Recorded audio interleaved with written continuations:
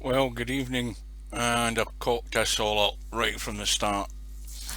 We're back on VP4, and we've got a couple of matches tonight in the 9-ball World Masters.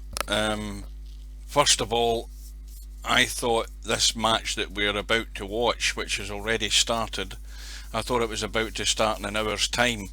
It actually started at 7 p.m. my time, and we have a second match. This is a winner's side match between Cobra and LS3, excuse me, race to 15. And I thought that the second match we had tonight started in an hour's time. Well, that's 45 minutes time now, but it isn't. It's due to start at 9 p.m. my time, so that's an hour and 45 minutes from now. So that should give us enough time to get this match in between these two guys, and hopefully both the players for the second match turn up later on, and we'll be able to watch that one. It'll be a race to 11 on the one loss side. Meanwhile, back to this match, and let's just check where both players are from. I think Cobra's from the UK, and LS3, oh, he's from the UK as well. So we are good to go. I'm just going to check my my little doodle. That's working okay. We're all set. So just a reminder that this tournament doesn't have any jump cues in it, and it's also alternate break, which makes a big difference in how these matches can turn out. So at the moment we're tied 1-1 in the first rack. LS3 went for the cut in the 6, scratches in the middle, and he should be 2-1 down within the next minute. Cobra with ball in hand. We are streaming live to YouTube. We should be on Twitch, and we should also be live on Facebook. And apologies again, I think I'll be doing this for quite a while. Apologies if the audio isn't quite right, if the mic balance with the game audio isn't quite right. If you've watched any of the other streams recently, you'll know that we had a bit of a disaster with my other headset. It got broken beyond repair. I basically stood in the cable, caught the cable, yanked the headset, snapped a USB on the headset, and not only that, permanently damaged a USB port on my PC. So I'm now on my old reserve Logitech headset, which seems to have a much sharper volume from what I've heard on the street, and I've toned it down a bit, so hopefully it's a bit better. Good evening, chaps, welcome aboard. As I say, I had been advertised this stream earlier on. Thought it was about to start in about 40 minutes time. I got it completely wrong. I went and had my dinner and came back, and this match had already started. So just a quick reminder for any latecomers, we've got this match in the winner's side, race to 15, and then later on hopefully we have the one loss side match, which should happen after this match is finished. It's due to start at the top of the hour at 9 p.m. That's 2100 hours British summer time. So if that was if that was East Coast time, that would be like well, 4 in the afternoon if the clocks haven't changed in the States, and that would be 1 in the afternoon Pacific time. So, well, who's to say the way this match is going to go? I honestly don't know. You know, obviously Cobra's got quite a big rating advantage, but with alternate breaks and with jump cues not available, I just think it makes it a bit more of a challenge for both players.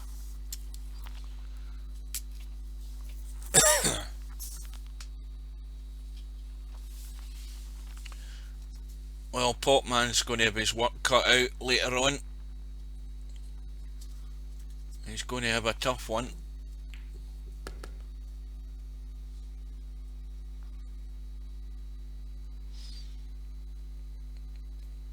I hope everybody's okay. I hope everybody's families and relatives are okay.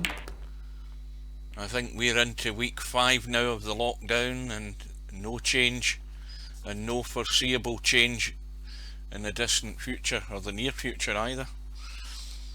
On we go. Fortunately for me, I'm one of the fortunate ones. Well, fortunate or misfortunate.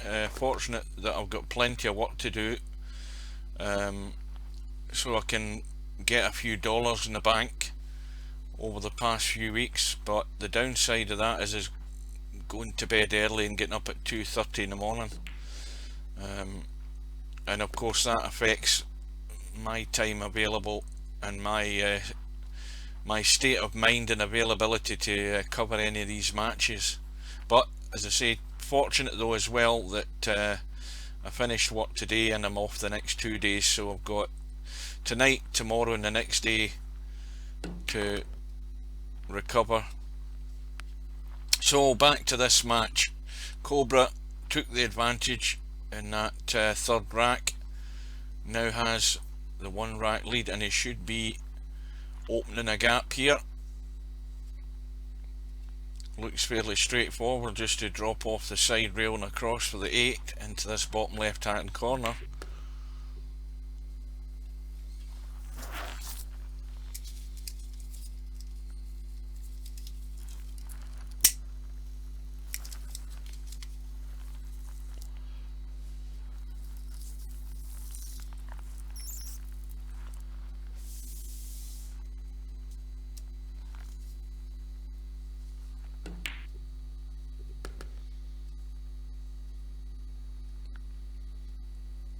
Well, a lot of businesses are struggling. There's absolutely nothing you can do if you're going to abide by the laws and the rules that are laid down. I mean, even if anybody who's self-employed who did go to work anyway, it's a pointless task, because nobody's going to let you in the house, or whatever employment you do. Nobody's going to let them near you. It's just none of us have ever experienced anything like this. It's just been crazy. Tell you one thing, this year's going to go down in living memory.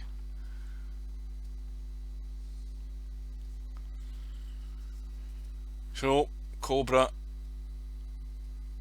and this is one thing I emphasised as well, Cobra's now got a 2 rack lead, so right now LS3 is, I use the phrase, chasing his tail. He's going to have to capitalise on any mistakes and chances that he gets from Cobra, and he has to take them. That's the thing, especially now that he's trailing 3-1.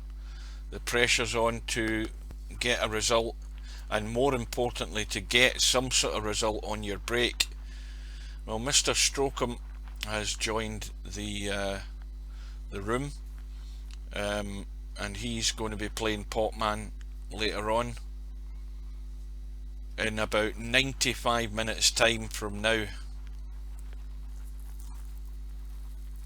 Is she? Oh, I never knew.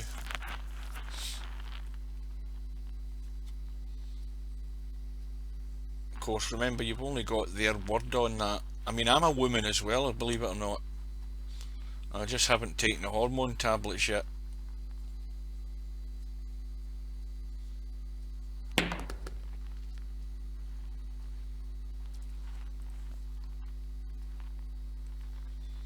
Well, chances like this are going to be the test, and this 5 ball is going to be the problem.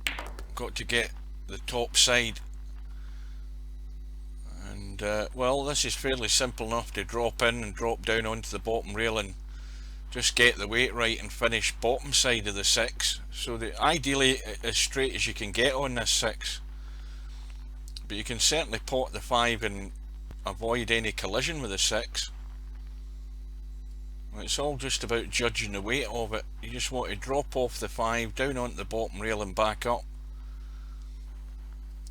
But the worrying thing is when a player spends a bit too much time looking at a shot. Well, that's the right pace. That is pretty good. That's exactly what was required. The pace is perfect. Just drop the 6 in and don't let this cue ball run through too far, because you want to be able to drop the 7 in and fall behind the 9. You don't want to have to pot the 7 and try and come across the 9. And again, played it the right way. Just stun the 7 in, and LS3 has got one back. Now what I have forgot, well, that's against the break, isn't it? That's going to be against Cobra's break. So that's one stolen back for LS3. The break now stays with, well, with her, so I'm reliably informed. And we're into rack number 6. Now here's the problem. LS3 had the break, no ball in the break. The break's dry, and of course the worst thing that happens is you also leave your opponent with a shot on in the 1 ball. There is a gap to finish on that too. Playing it between the 4 and the 8 ball would be the idea, but he looks as if, well, he is going to draw back. Little stun. Just overcooked it slightly, and now can't avoid hitting the 3, and there's no 100% guarantee that there's going to be a shot on here in a minute once this 2 ball's played. That 3 ball looks as if it's going to run towards the 5. Now if it brushes off the 5 or the 9, it should be in play. Well, he's hit it a lot thinner than I thought he would, and now he's got a tough one. Can't avoid hitting the 5, and of course relying on that to actually hold him to have a shot on this 4 ball down at the bottom end of the table.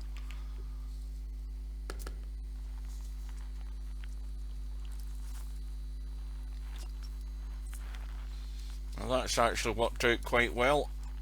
Nice little touch.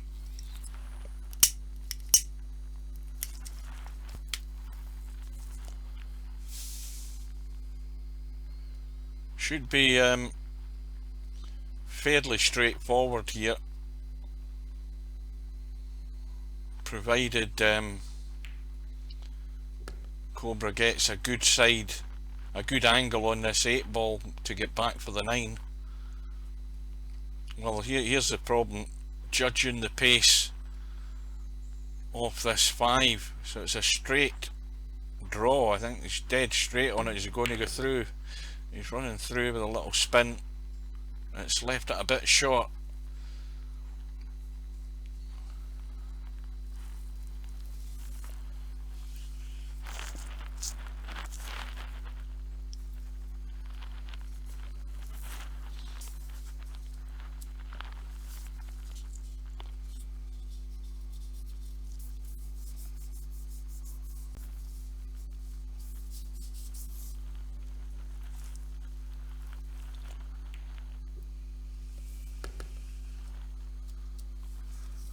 Well, now what Cobra wants to do here is actually just draw back a couple of inches to leave that angle on the 8 ball.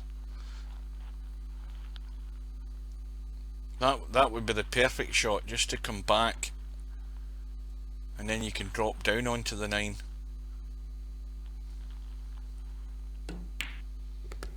Well, I think that angle is still there. Well, maybe not. Little draw. Maybe a little help in bottom right English. He hasn't put anything on it, which is why he's finished high in the 9, but the 9's well off the rail, so this is going to open the gap again, and that's gone against LS3 this time. So the score now goes to 4-2.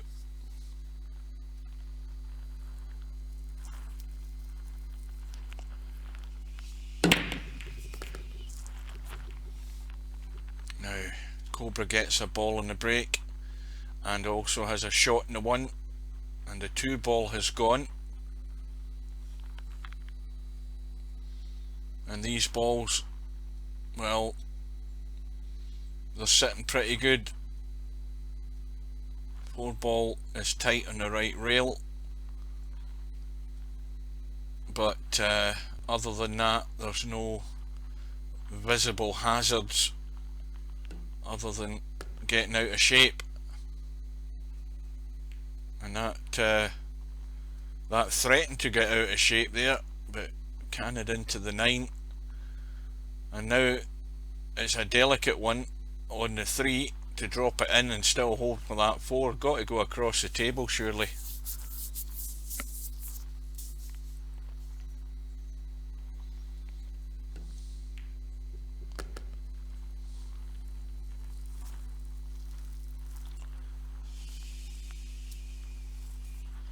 Well, this is now not quite as easy as it might have been.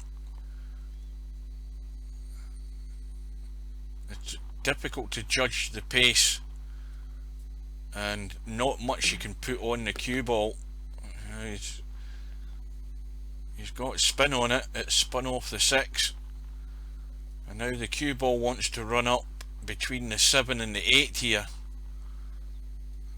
Now this really has to be dead weight, and the angle can't prevent the cue ball wanting to run away, so he can only put top in the cue ball, so he's sort of dead weighting it in, and that's as good as you could expect.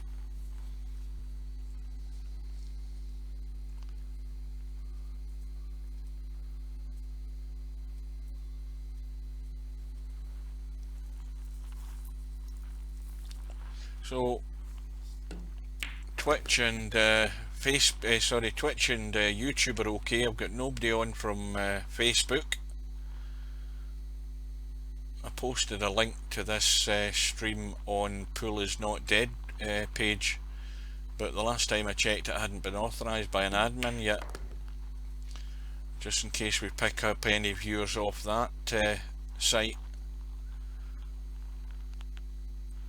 Well, this is the problem 1, judging the pace again. It looks simple enough just to come across to the left, just to leave that potting angle in the 9 into the bottom right. And again, the pace is good.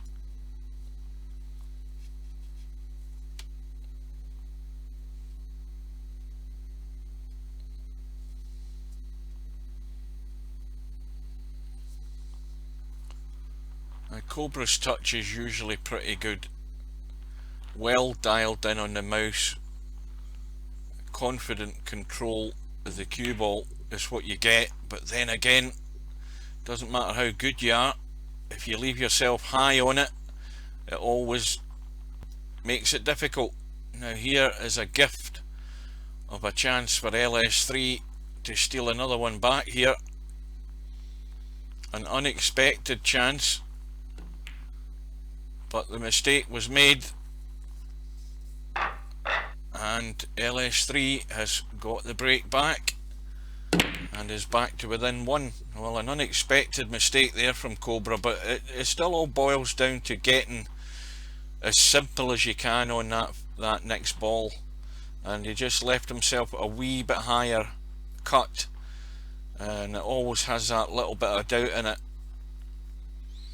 But again, LS3 getting no joy off the break. Might be worthwhile trying something different next time. If you're not getting any joy breaking, just move the cue ball about and try and make something happen for yourself. Even more important when it is alternate break.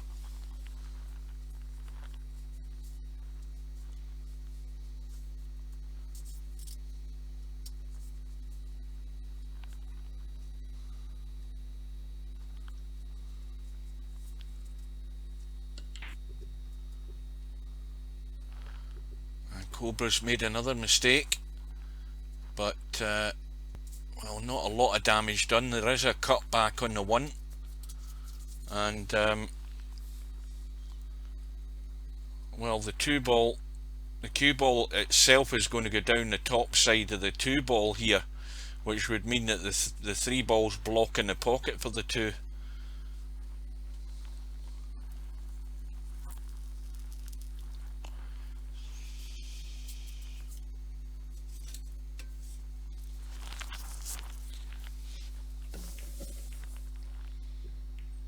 Oh, that 6 ball has done a big favour there. That's done a huge favour, because that cue ball was coming out into the table, and LS3's got away with one there. And Cobra, of course, can't use a jump stick, which he does use with great success, I will add. Now, could play the swerve around the 4 and a chance of catching the edge of that one and potting it, believe it or not, but he's not interested. If you look at the angle, you can play the swerve around the 4. Well, he's got the hit, and he's hit a rail, and he's got it safe, pretty much so. There is a long combo here on this 5, but nothing is set at all. It's not easy. I'd be trying to get as far away from the 1 ball as I could here, but the difficulty is that 7 balls in the path of the cue ball if you were going to try and run away up to the top end of the table.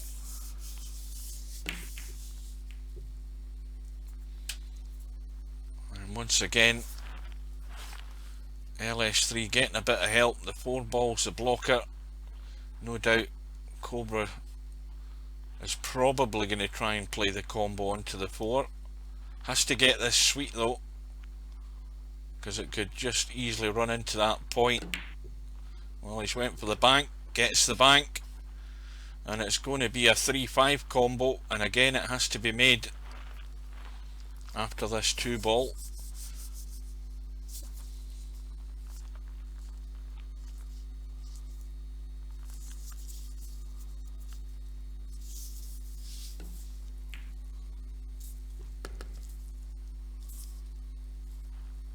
I'll show you something, guys.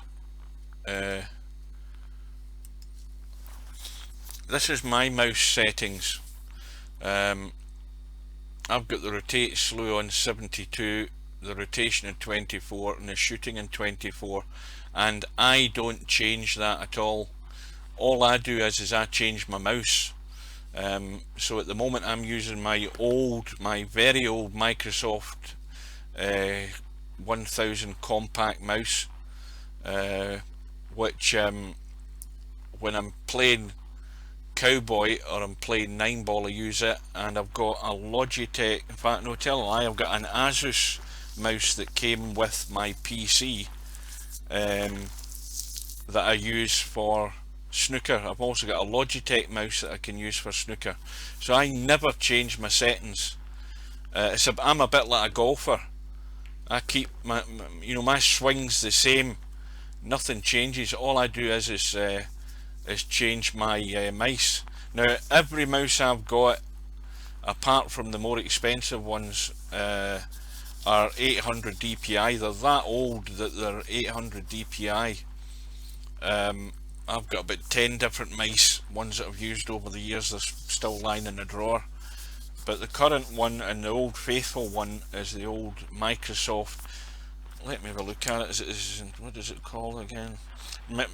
Microsoft Notebook Optical Mouse 1000, and I've got 2 of them. I've got one in reserve. The actual newer one, the cable's a bit frayed near the actual mouse itself. But I always just change the mouse, and the mouse, whenever I change the mouse, the game is different. My shot speed, the speed the cue goes through is different, even though I don't change the settings, because the mice are all slightly different. The Logitech mouse that I have is an old laser mouse as well, and these are all they're not proper size gaming mice. They're like laptop mice. I like them because they're smaller and I can fit my hand completely over them.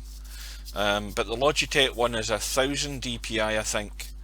But as I say, I use it for snooker. because I feel that that gives me better control on shots.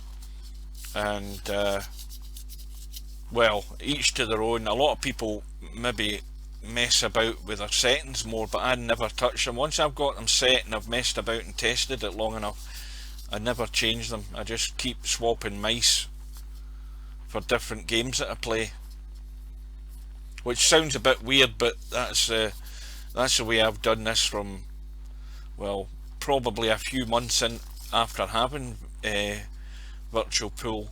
And I'm not talking about this game, I'm talking about a long time back.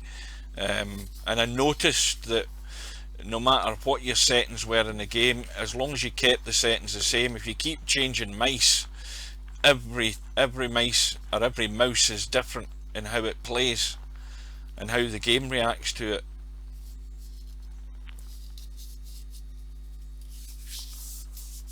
Well, there's that factor in it as well. Yeah.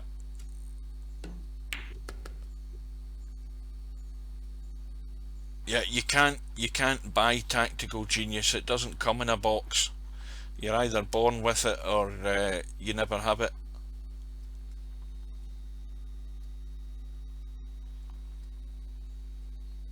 But you only need to look at certain players who play this game who have a mouse that's at a setting and then they probably never touch it because they have much better control. Now this is where I keep arguing about Larry. Larry will play shots and he'll have a control on them and things will fall into place, but a lot of times Larry doesn't have that tight control that the top players in Virtual Pool 4 do have, and a lot of the times he overshoots it or he undercooks it, and he hasn't quite, he probably won't admit it, but he doesn't have the same control as he would get off a decent mouse instead of using that trackball. I keep saying it and I will say it until my last breath. If he only changed back to a normal mouse, I bet you would find his touch a lot better. He sticks with that mouse and he swears by it, but I swear by it, it doesn't do him any good because he's still to win one of these big tourneys. And he got a, well, he was on the end of a hammering in that first match against Semi-Pro, managed to get it a bit more respectable. Yep, Larry's getting himself too loose. I've seen an awful lot of him playing in these tournaments, and he's finding ways to get himself in trouble too often if he's going to be in the mix. You know what gets him in the mix? What gets him there is the fact that he's a long-term player. But a trackball, I don't think. I've got. I mean, I talk about the fact I've got 10 mice. I've got 2 trackball mice that I bought, and you know I gave them an hour and they're left lying there. They haven't been. They're gathering dust. You don't have the same control. And I messed about with them and you've got absolutely no confidence in shots. But if I spent months with them, I'd probably get better, but no, I don't think they're any good for Virtual Pool. I still think he should bite the bullet and get, he doesn't even need to get a gaming mouse. Get any cheap mouse and I guarantee it would be far better than a trackball every day of the week. Anyway, enough of that stuff. Let's look at this match here. We've got Cobra now with a 3 rack gap and LS3 with problems. Cobra has got the gap, he's got the cushion, and this is where you have that comfort zone, that when you have that little cushion in an alternate break match, the pressure's stacked on your opponent.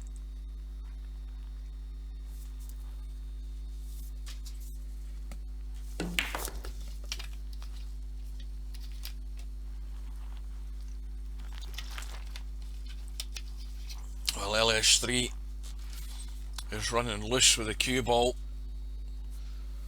Now, there's a chance the cue ball could run into the 5 here and could push it safe. depending on the pace of this shot.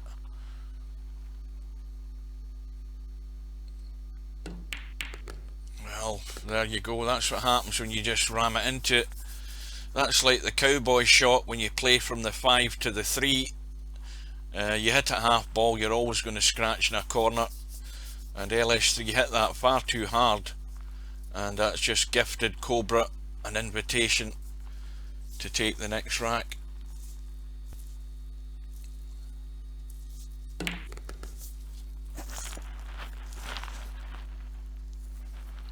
Well, the settings do matter, which is and the reason I say that is it takes a while to get your settings right on VP4, especially if you've got a new mouse, because you have to do a lot of messing about to give you that feel, to give you that touch on shots. But once you have those settings and you stick with that mouse, then you should never really need to touch the settings at all. It's one thing you have to spend time doing. I keep saying that you have to you mess about long enough testing it, and then tweak the settings up and down until you get comfortable on shots. Once you've done that, never touch it. I mean, probably I would say there's a big percentage of people in this game who will play the game as it is out of the box, if you know what I mean. The game has a default setting for a mouse, and again, I don't know whether a lot of players use this auto detect thing, you know, the auto setup for your mouse. I don't know whether players do that, but a lot of players will probably just play out the box and never touch the settings, and you know, just mess about. Whereas a little bit of tweaking can sometimes improve your game quite dramatically, especially when you're looking for touch and better pace on shots. What doesn't work? What doesn't work, Potman?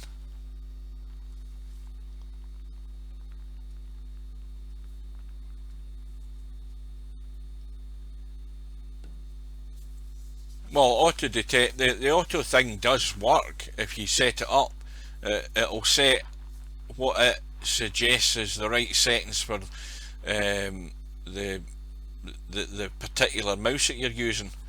But what I found is that it sets it up, but it sets it up way too high for the way I like things. So you know, I'll do that and I'll work from there.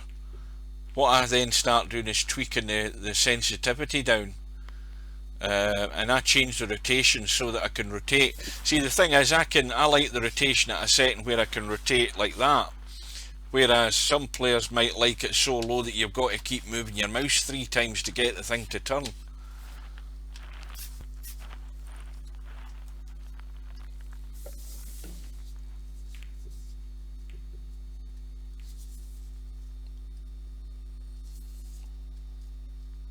Did any of you guys watch that video on Facebook from that Steve Chaplin posted? You see a guy has rigged up a setup where he's using his cue stick.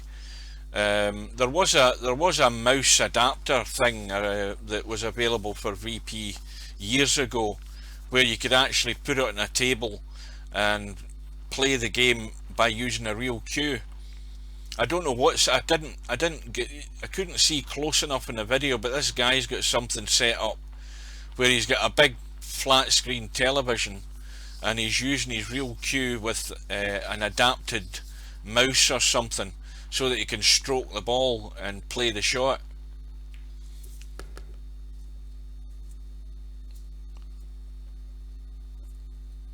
So Cobra 7-3 up.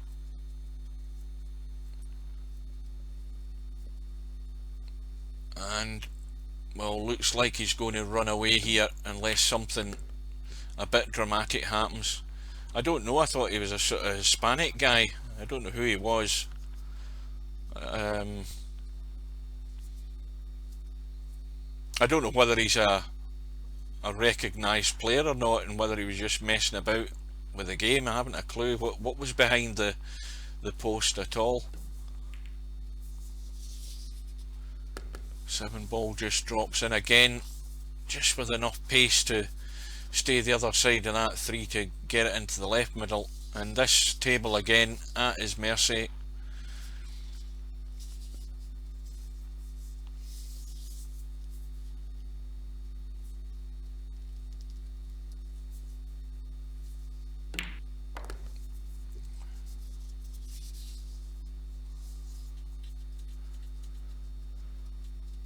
Well, we've seen Cobra can make mistakes. He won't make many though, that's the problem for LS3.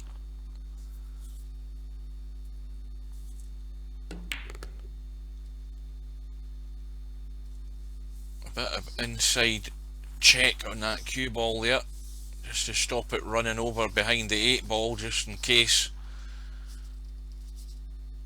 And now this looks like, well, either a draw back into the table, which is a bit more difficult to control, but you can go forward 2 rails and possibly 3 rails, but there's a danger of running into the 6 doing that as well.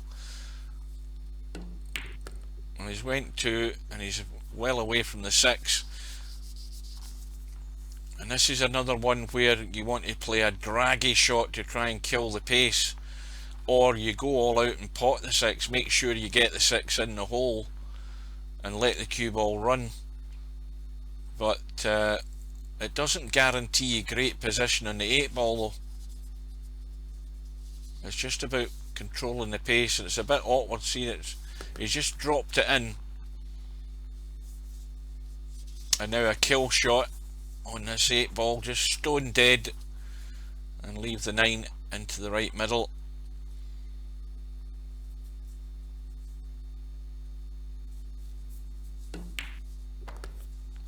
So Cobra in a comfort zone now, 8 racks to 3, and it's looking a bit grim for LS3. LS3 has the break though, and needs a ball in the break, needs to change something. Don't keep doing the same thing if it ain't working for you. Try something different. Well, the 2 ball thought about going in, it didn't, and unfortunately LS3 has left a cut for the 1 onto the 2, and the cue ball's going to go up the table, so there's a strong chance that Cobra's going to have a shot in the 1 into the same pocket if he just drops this with enough weight to knock the 2 in, which is what he's done. And the only thing that can go wrong here is that finishing hooked behind the 9. The big question is though, if Cobra doesn't hit this, how good is LS3 to actually run this table? We may well find out. I don't know whether the angle's there to get there off that side rail. He's looking at alternatives, but there's so much traffic in the way, it's nigh on impossible to find a clean line to get there. Well, he's made a damn good effort at it. That was as good as he could possibly do there without actually hitting the 1. But here we go. LS3 gets the reward for the mistake by Cobra, and ball in hand on the 1. Well, this is, well, it's simple enough just to drop the 1 into the middle and then pot the 3. You just leave the cue ball where the 1 is, but the cue ball then is going to be running away, and that is not the best of shots in the world. Going to have to bend it round the 4 to try and cut that 3 in the middle, and that's a good shot. But once again, I don't know whether they can avoid this 7 ball if you're going forward. Playing the draw, watch the draw, miss the 5, or get a nice kiss on the 5 would be handy.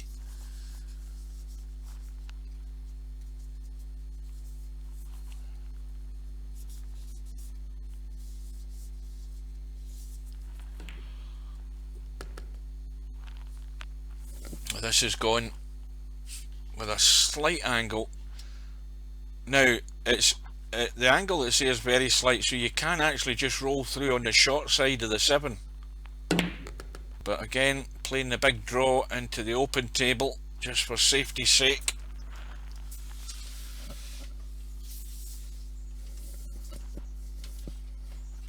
Well, we know where the cue ball's going to go. It's going to go up the table left side if nothing's done with a shot.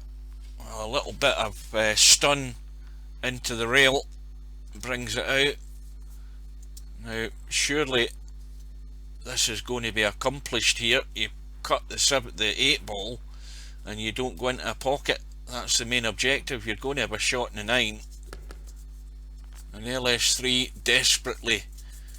desperately needed this rack. And fair play to her or him. They've managed to get out. And they're back to within 4. But it's a tall order.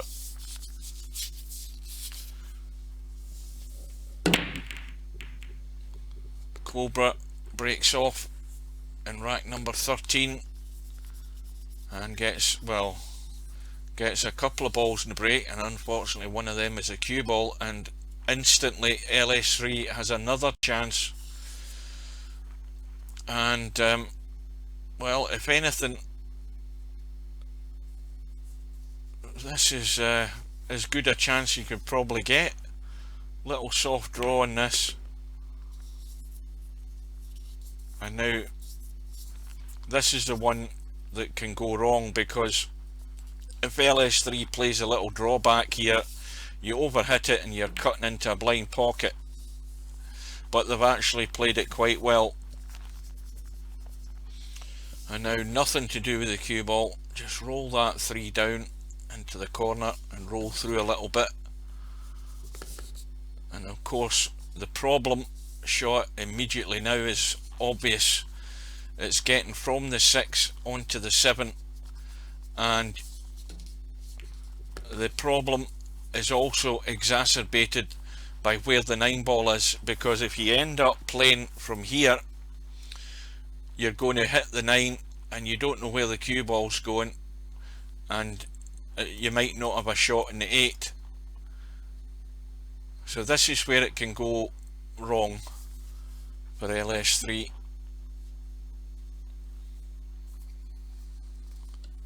No, I've been told that LS3 is a woman. Well, LS3's actually done the right thing and got the correct side of this 7 ball, and the angle is going to take the cue ball well away from the 9.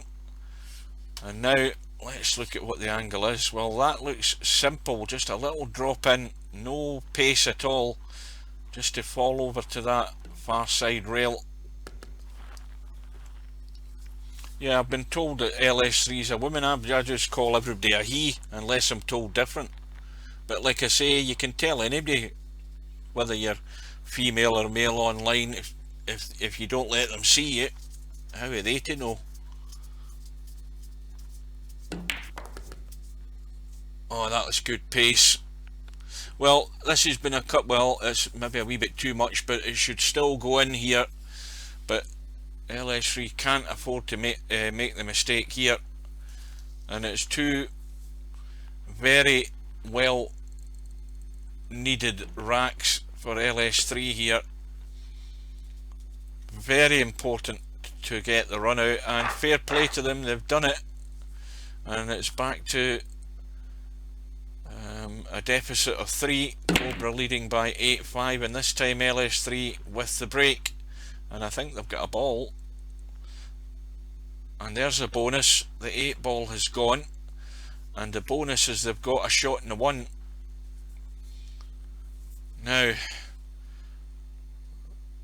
the angle into the middle means the cue ball's going right up to that middle diamond in the top rail.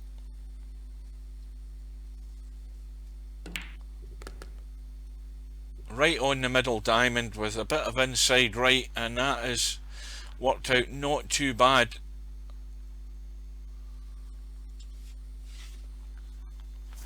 A wee bit more of a high cut though, and it probably the shot would be to try and spin in behind the 3, but they played it, well, entirely wrong.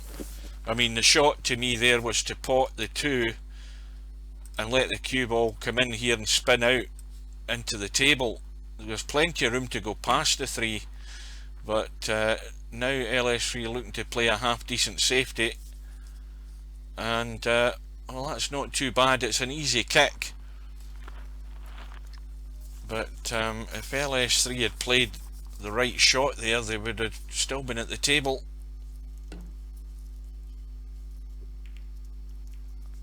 Well, now Cobra could be in deep trouble. A thin edge on this 3 with a bit of help and spin, and try and make this as awkward for Cobra as possible. And I don't think you get much more awkward than that. I wonder if he can get enough spin. Nope, I don't think the path is there. It's got to be off the side rail, possibly 3 rails here to kick into the 3.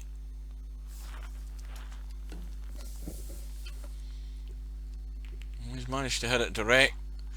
Now LS3 could go for another safety here, easy snooker, or go for the cut. Gone for the cut. So it's all out here to win 3 in a row for LS3. Got to just let this cue ball run through and around, and you must be on the 5. If you don't hit it too hard, you must have a shot in the 5. That's what you have to be thinking about when you're playing this sort of shot as well, and don't chicken out on the shot, because if you try and just roll this in, he or she has overhit it slightly, and now it's a cut in the 5, but the cue ball is going over to the right hand side, and you don't want to try and do too much. Sometimes you've just got to wind your neck in, play the pot, and let the cue ball do its thing across the table, and then play the cut in the 6. When you start trying to do an awful lot, you can get yourself in bother, and that is not bad. A little bit of drag on it to kill some pace off the cue ball has worked out pretty well, but LS3 now needs to be fully focused. It's such a good opportunity to get this 3rd rack in a row here, something you don't want to throw away. And now it looks plain sailing to me. Drop the 7 in, cue ball off the rail, 9 into the bottom, and if you go with a wee bit more pace, 9 into the left middle.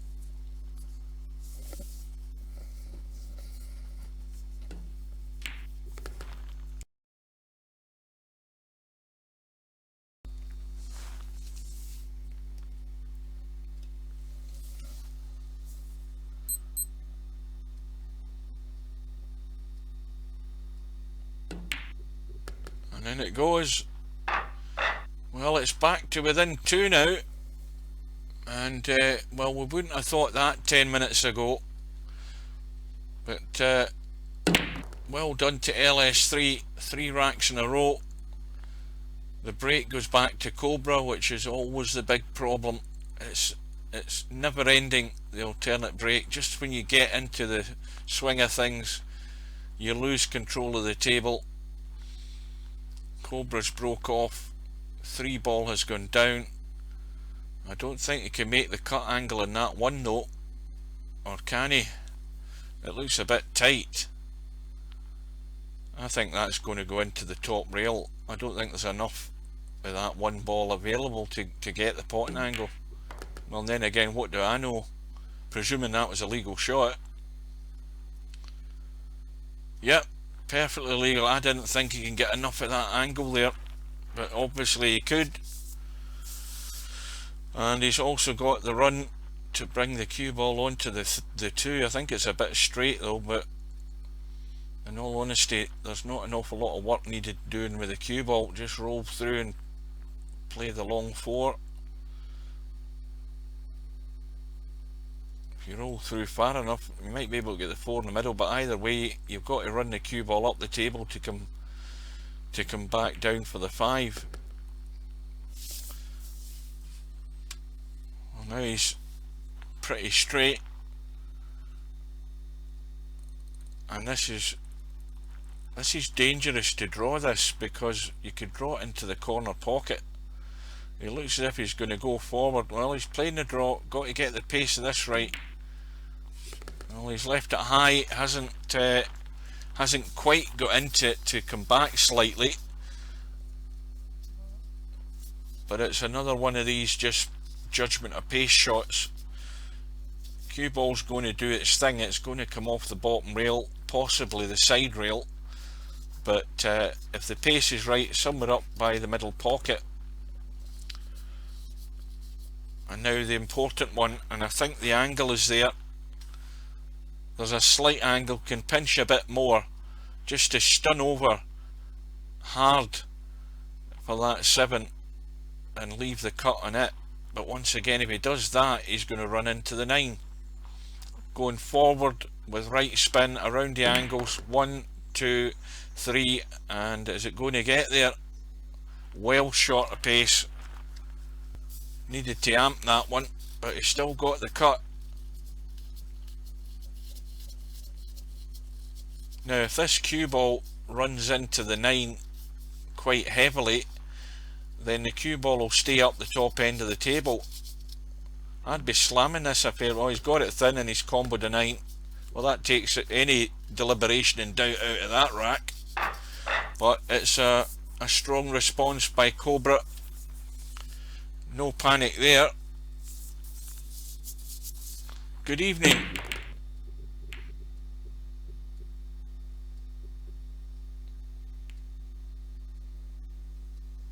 So Cobra opens the gap again. It's gone back to 3.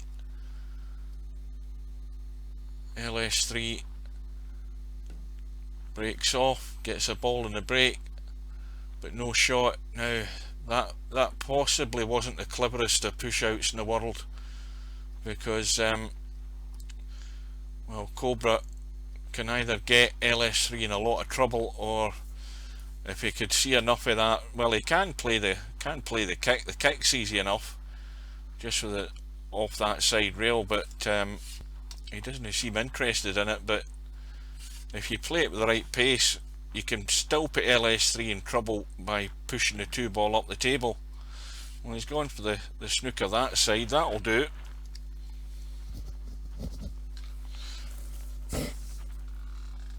Now, is there enough angle on this side? No, I didn't think there was. The angle was too shallow off the bottom rail to try and get to the 1. Needed a bit of inside right to maybe kick it off the side rail into the back of the 1. That would have been a possibility, but either way, it's given ball in hand to Cobra. A reminder to any latecomers, I totally cocked up my my post in the lobby earlier on. I thought this match was going to start at 8 o'clock, so I went and had my dinner, and then when I came back, the match had started. I'd got it wrong. It started at 7 PM, so it's been on for what is now an hour and 5 minutes, and my intention is to do this match. And I thought the Potman and Mr Strokem match were going to start at 8 o'clock my time, but it starts in 55 minutes time. So this match should be all but over by well, it probably will be over by the time we get to 20 to 9, quarter to 9 or something like that. It might be over sooner if Cobra gets on a run. And all that hard work that LS3 done to get those 3 racks back, it all looks to be sort of seeping away here.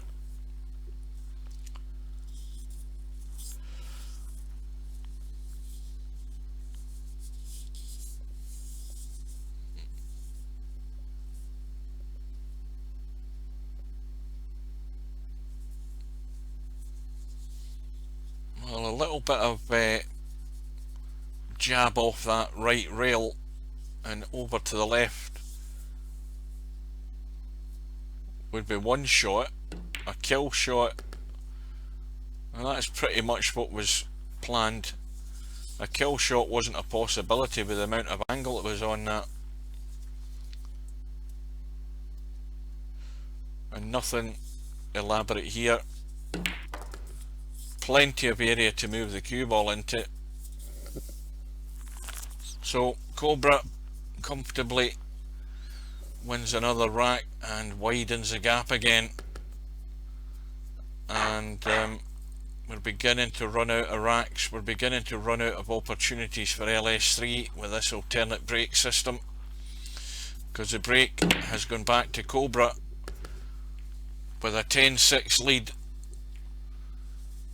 and a brake that gives him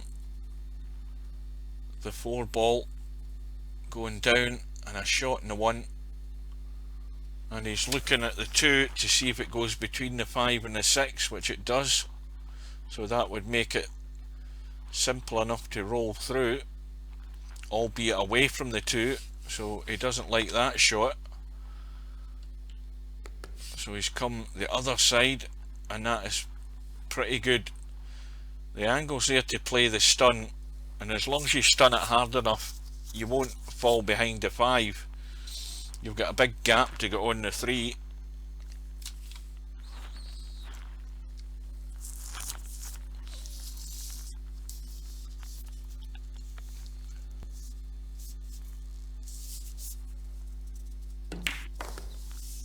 You know, he's playing to the standard where he doesn't make an awful lot of mistakes.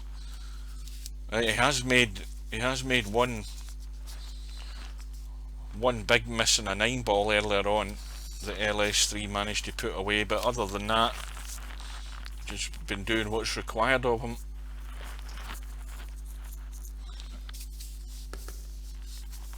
Well, I'm looking for where the problems are here. I don't really see any, because the 5 and 6 are simple enough. The 7s are roll in, the cue ball onto the bottom rail for the 8 ball. Little angle takes the cue ball out for a straight in 9 ball. This rack's over.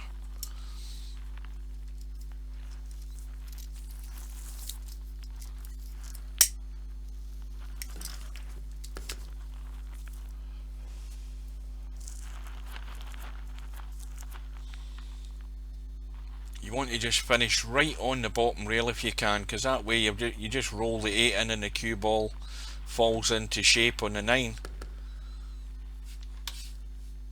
That just means a little bit of top and run through, and that's it. Get the cue ball off the bottom rail and out. So it's all too simple at the moment here for Cobra, and nothing the LS3 can do.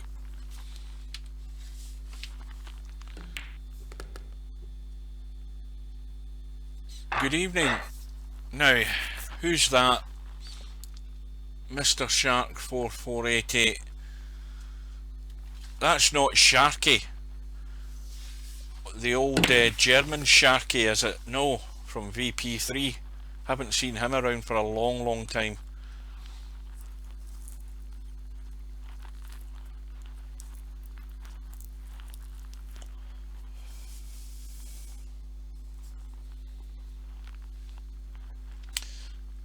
So LS3 once again had the brake, and comes up dry, and the only achievement there was a scratch in the brake and ball in hand for Cobra.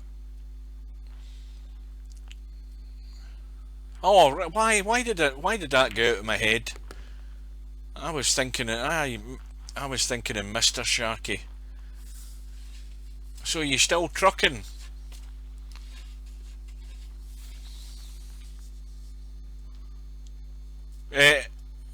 Am I mixed up? Who's Rusty on Steam? That's not you, is it? Or is that what's his name that went to Shooter's Pool? I'm trying to think his name now. Who's Rusty on Steam? I'm probably mixed up completely here.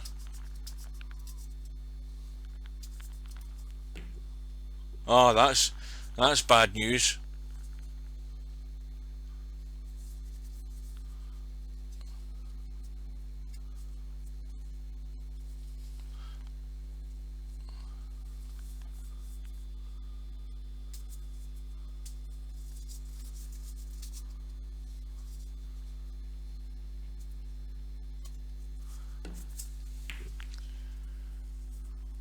So Cobra with a comfortable lead and just 4 racks away from I don't even know what round this match is. Is this round is this a round 1 match or a round 2 match? I haven't the foggiest idea, because we're not using this internal browser anymore. I can't look at the bracket. Well, I can, but it just means shutting down, taking an intermission and going and looking at it.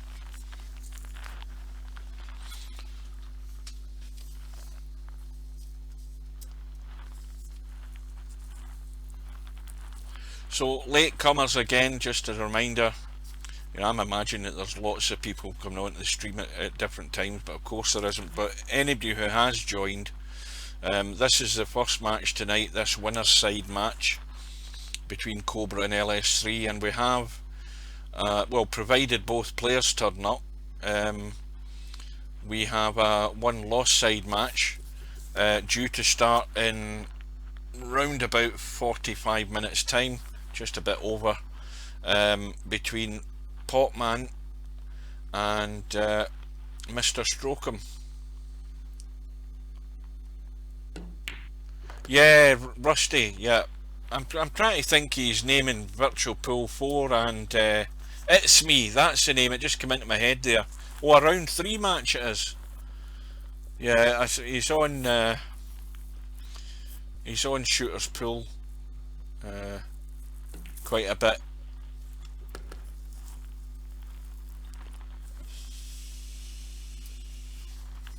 Yeah, Parkinson's is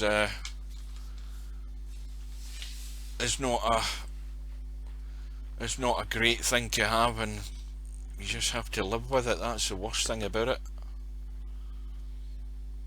And I dread to think I'd ever get something like that. God help us all.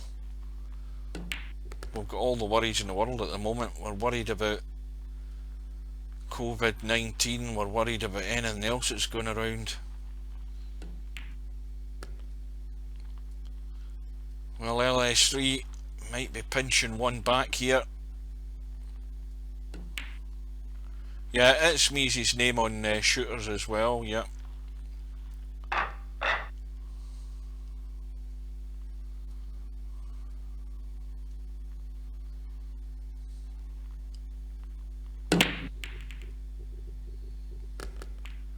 Well, break, unfortunately for LS3, goes back to Cobra.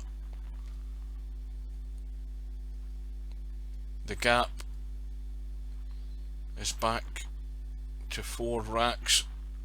Cobra with a ball in the break, well, a couple of balls in the break, and a thin cut in the one, and may well run into these balls as the cue ball comes back up the table. If he's just playing it plain ball, he might miss them, but there's not an awful lot you can do at this distance. Now, what did he call the push out there? Aye. Oh shit, I thought that was the 1 ball up. I'm sitting back in my chair. That's the 9 ball that's up the top end. I was wondering, I thought he was playing a push out there.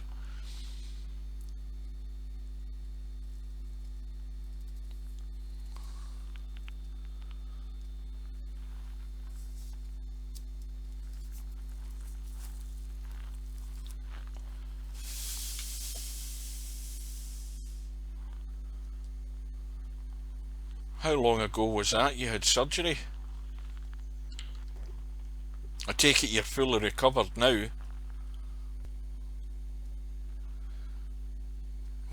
LS3 didn't get anywhere near enough in that cue ball there. Now is the reverse bank on? It's a good reverse bank here available in this 3 ball. Could billiard into the 9 as well, but has 2 chances of getting this 3 ball, and if the cue ball hits that 9, they're going to be sitting on the 5. Well, it's all gone wrong. Now how safe is it going to be? Not very, I'm afraid.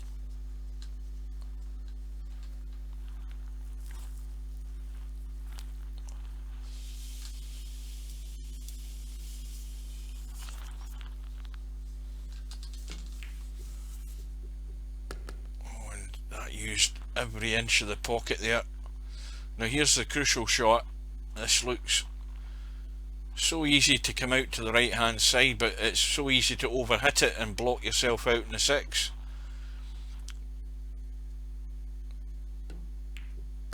And he's just again confident enough to judge the weight of the shot, just to leave the cue ball in play in the middle of the table.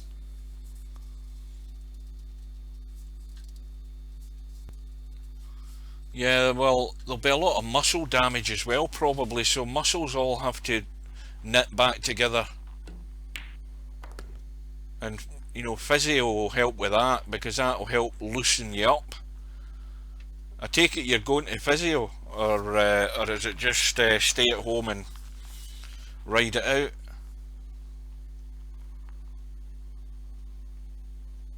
Because physio is the thing you want to sort of loosen you up and stretch the muscles and get improved movement and stuff like that. Mind you, sometimes you don't want to go to a physio because he'll stretch you all bloody directions, put you through agony. Well, it's now 12-5 to Cobra, and the break back with LS3, which you don't need reminding, they need to somehow win this rack. This is pretty much getting to last chance saloon for LS3, and they've come up dry. They've left nothing very inviting here for Cobra.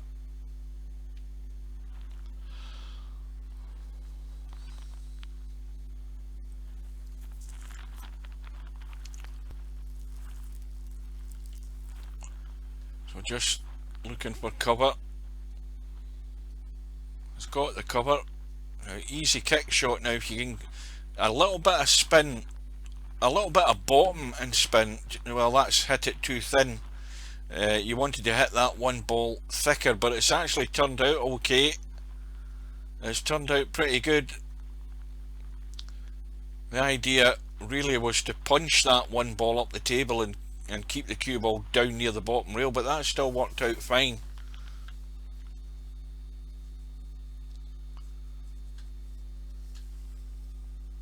You're beginning to sound like Frankenstein's monster now. The $6 million man. You get bits of metal in you and all sorts.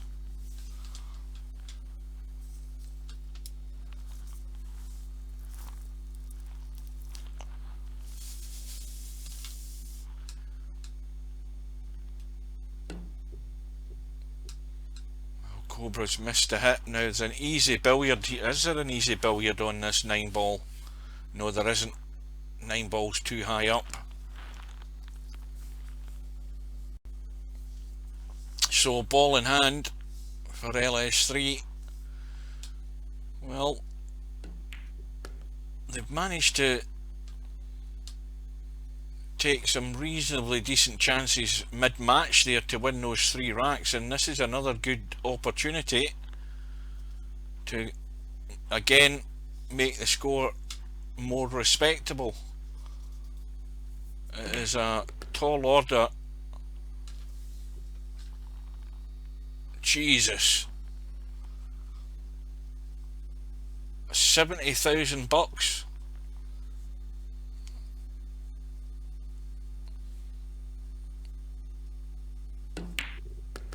Well, this is the one advantage you've got with the National Health Service over here. If your doctor says, you know, if your doctor says You know, if the doctor's diagnosis over here was the same as what yours was, you know, you'd obviously be in the queue for surgery, but you'd get it all done and it wouldn't cost you anything. All paid for by your taxes. You don't have to worry about health insurance and all of that crap that a lot of you guys over in the States have to worry about. That's why you want a national health service over there, because they'll, you know, the big advantage is they'll treat anybody. You know, it doesn't matter who you are, whatever walk of life you come from, you'll get treatment.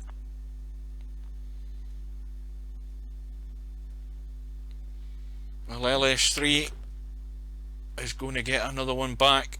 Now, I think this time is LS3 got the break. Yep.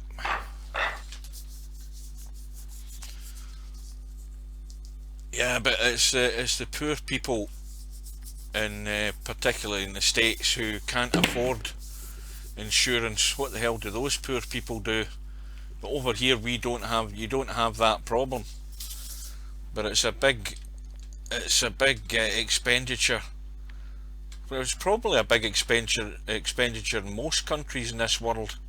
If you fall ill, it ends up costing you a fortune if you don't have the necessary insurance. In which case most people can't afford to be sick or ill.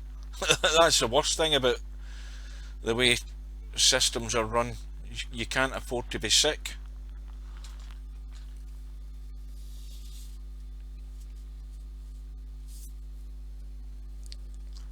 Well, I'd certainly qualify for that. I can guarantee you that. I'd qualify for poverty and whatever else was going.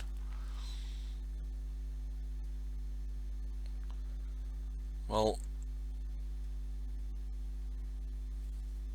Cobra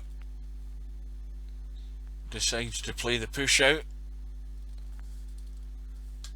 Now LS3 can play this shot or push it back, give it back to Cobra, but decided to look for distance, and that's not too bad. But this could actually, this is a possibility this one ball could go in off the 9 if Cobra hits this hard enough to give it a chance. It depends whether he wants to lash out and have a blast, but there's a very strong possibility this 1 could go in off the 9. There's enough of it showing, and the cannon off the 9 could set that 1 into that corner pocket. I know I'd be giving it a go, because that's the first thing that comes into my head looking at that shot there. But he's not interested, and well, maybe in hindsight he may well have been better having a go at it, because when you decide to play the other option, if you don't get the other option, you look like a numpty. And well, it's a chance again.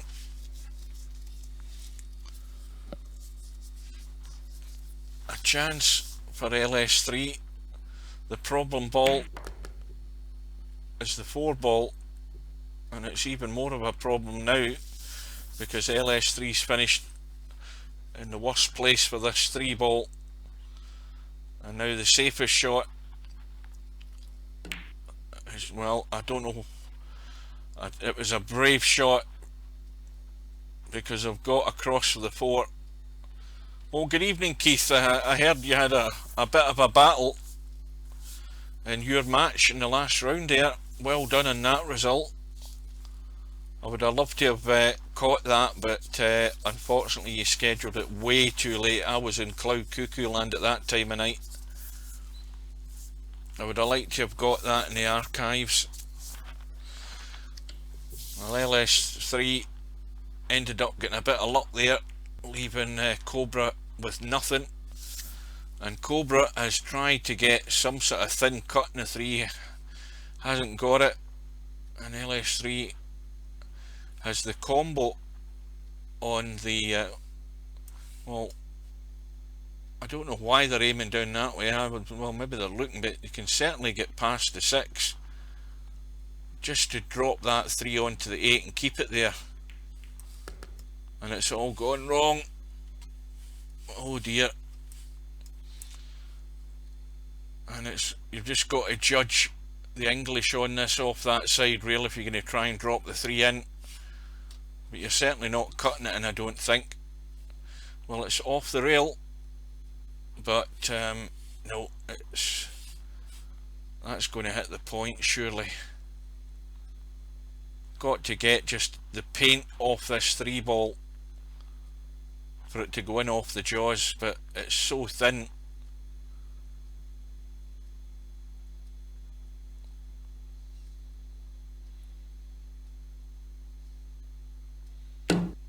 Yeah, had to be thinner than that. And the only saving grace here for LS3 is where the 4 ball is. But really, all that Cobra has to do is get this cue ball into this area there to have the cut on the 4 into that left middle. So that's the target area in here. But the problem is the 3's deep in the pocket, trying to use the rails, and very, very difficult to judge that shot.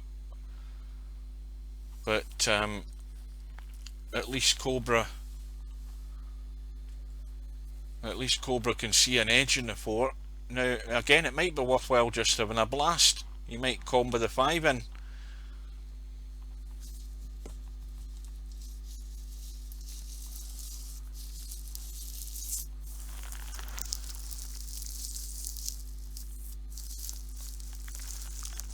Oh, that was back to the good old days of EP3.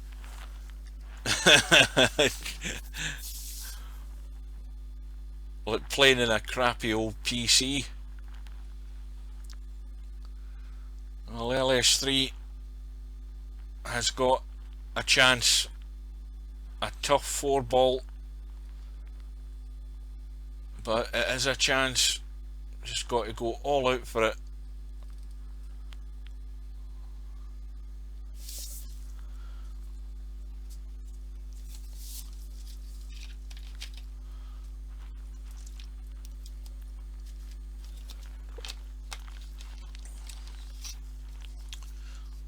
Well, that's a wee bit of a raunchy comment that LS3's made in the chat. Woo! We won't take that any further. Yeah, it's tough. Well, Cobra reverse bank on the 4, 2 chances of it going in, and is bound to have some sort of shot in the 5.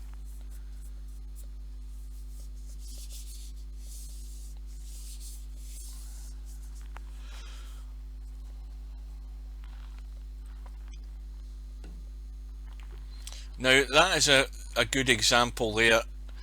Cobra could easily have went all out for the bank on that 4, but he's got a 4 rack lead. Why should he? He just needs to bide his time, and that is the right attitude to have. If that was Stubb, he'd have went for the bank and probably have given away the rack. As it is, Cobra's played it safe, and he's going to get his reward. LS3 nowhere near a half decent safety there, left a straight in 4 ball. Yet why should Cobra stick his neck out to do anything when he has the lead? When you have that lead, the onus is all on your opponent to do something. You just have to pick your way and pick off what's left. Been a bit like a vulture here, Cobra, just waiting to pounce on any little tidbits that are left lying here by LS3, and that's one of them. And well, provided he gets good on the 6 to get to that 9, he should have another one on the board any minute. Well, good luck. Yeah, I tried iRacing for about a week, decided it was way out of my league and gave it up. And that needs to keep going, and well, that's perfect. absolutely nothing to do with the cue ball other than run it through, maybe a little tad of right English, but nothing much, just to help the cue ball further up towards the 9. Perfect angle.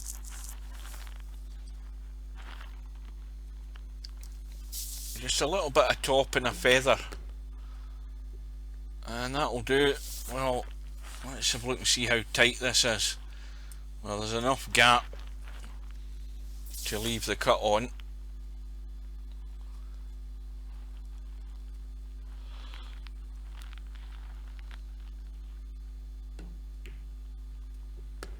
And in goes the 9, and Cobra with a comfortable lead, 5-rack lead.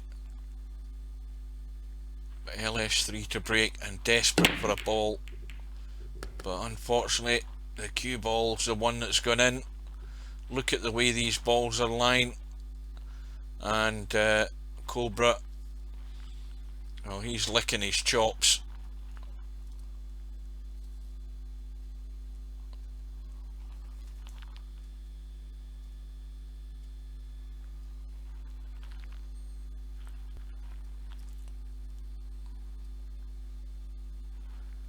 Well, I can't see where the problem is here. It's all going to be self-inflicted if Cobra cocks this up.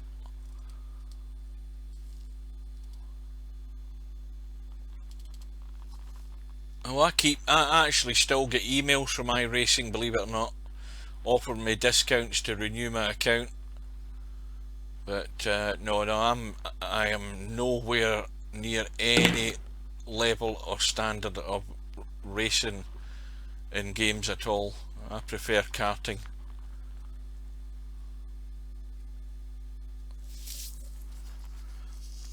Yeah, it's proper gaming petrol heads.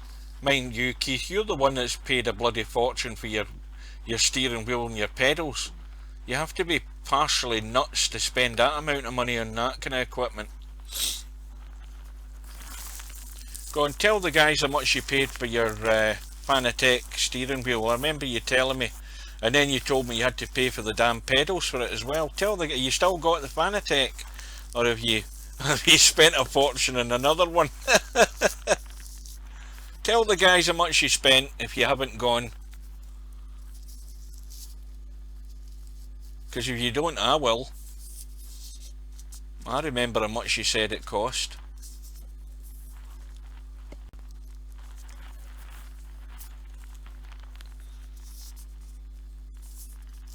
Yeah, I think he's gone. Or either that or he's decided he ain't going to tell you.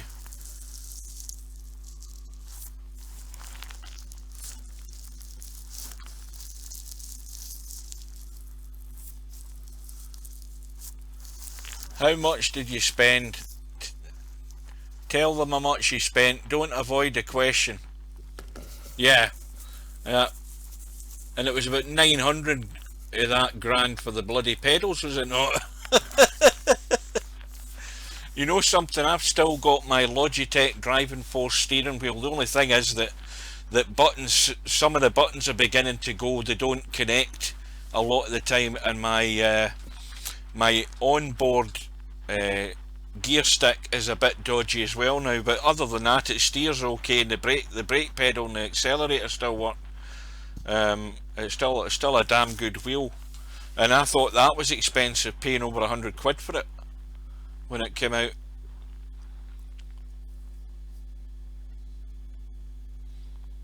I mean, you're talking to the guy that before he bought this Logitech driving force switch, I bought it because it worked with the PS3 that I still have and is thick with dust, when I was playing Gran Turismo and doing the kart racing about, what, 7 years ago now. And I bought a Logitech G27 when they came out, and you know, it's got the clutch, and it had the separate gear stick, which I didn't like for a start because I had to stick that onto my computer desk, and the pedals I had to tuck under the desk. It was all awkward, everything was uncomfortable, and I hated it from day one. And I think I played with it for maybe a couple of hours. It went back in the box, and it actually, believe it or not, how dumb was I back then? That's when I had some money. I took it to the local council dump and I threw it into the skip. That is how dumb and stupid I was. And it only got used about twice. And I wanted an all-in-one. And plus the fact now that I've got this, when I got the driving force steering wheel, I was online looking at steering wheel stands and foot pedal stands, and I got this this very well built stand that I can put that the wheels on and the pedals are on it, and every time I'm finished with it I just lift it from in front of the computer monitor and tuck it to the side. Best thing I ever got.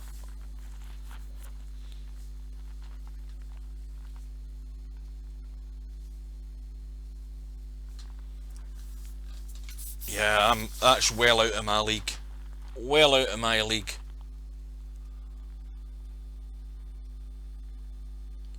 I'd be getting all sorts of red flags and black flags if I went in any of those races. In fact, I wouldn't even qualify for any of that stuff.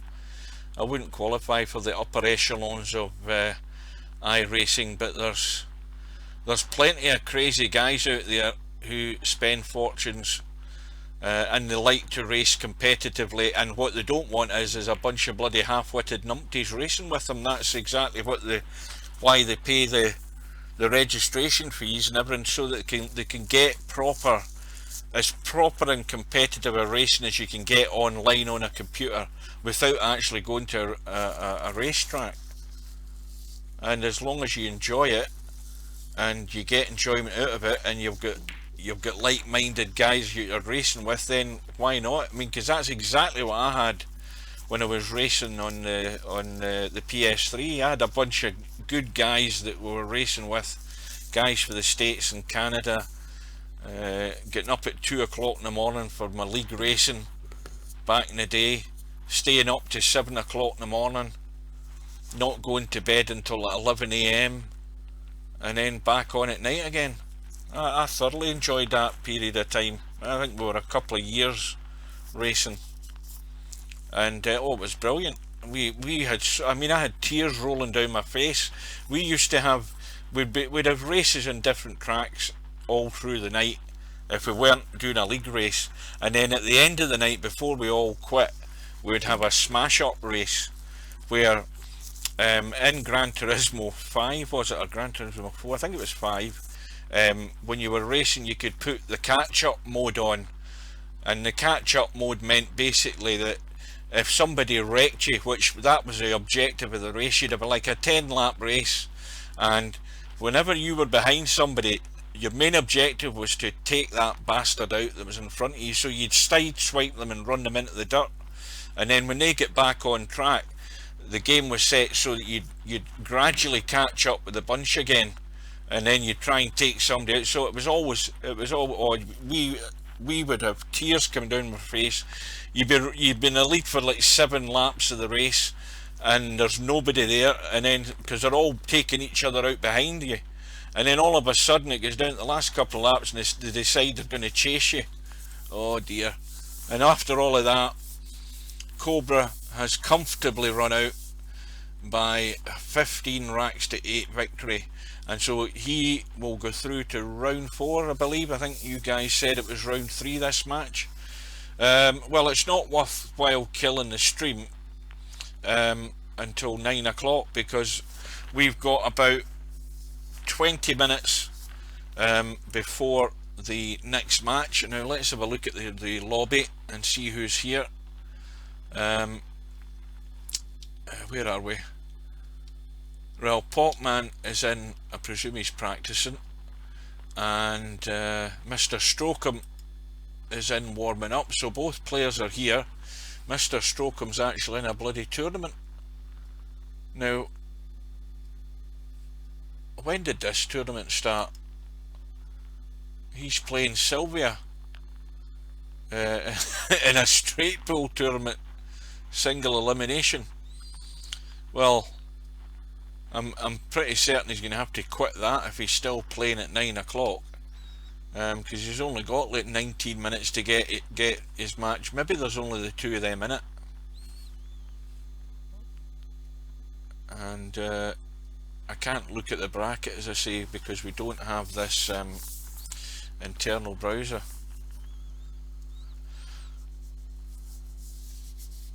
Give me a second. I'll bring it up on the I'll bring it up my second monitor. Hang on.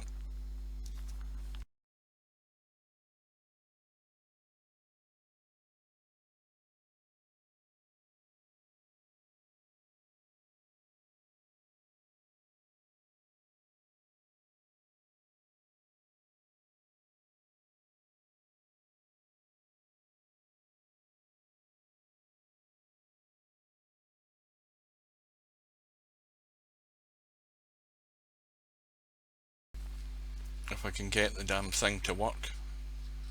Where was that result? Where did that result come in? There it is.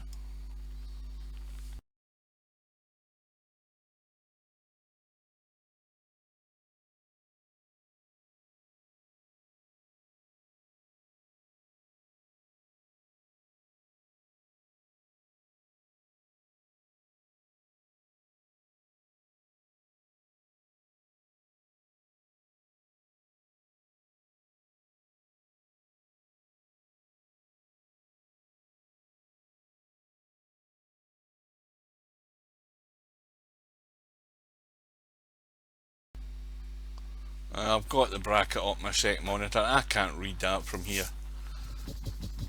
My eyes are so bad I can't read that at this distance. Anyway, we know that the match that's coming up is going to be the Potman and Mr Strokem match. Race to 11. And well, I would certainly put Mr Strokem as a favourite. Potman's going to have to, he's going to have his work cut out, let's just say that. But again, no jump cues and alternate brake throws everything in the mix, and anything can happen. Just all depends on that little bit of luck that you get, that you need to get you through. How many's in the room tonight? We've got, what, 68 in? Oh, the numbers are dropping. I saw we had it up to about, I think it was about 98. One night I was in, had a quick look in, and we had about 98. I'll tell you what I'll do. Here's something interesting. Is there anybody still there, or are you all falling asleep?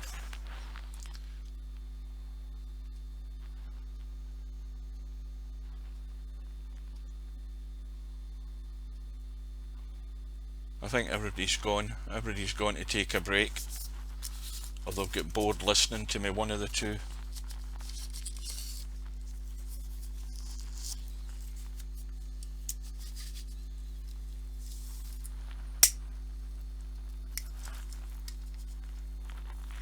They've all gone for a coffee break, and they're all going to come back for the next match. That's what's going through my head. Right, I'm going to show you something now that you're here. I'll be back in 2 seconds.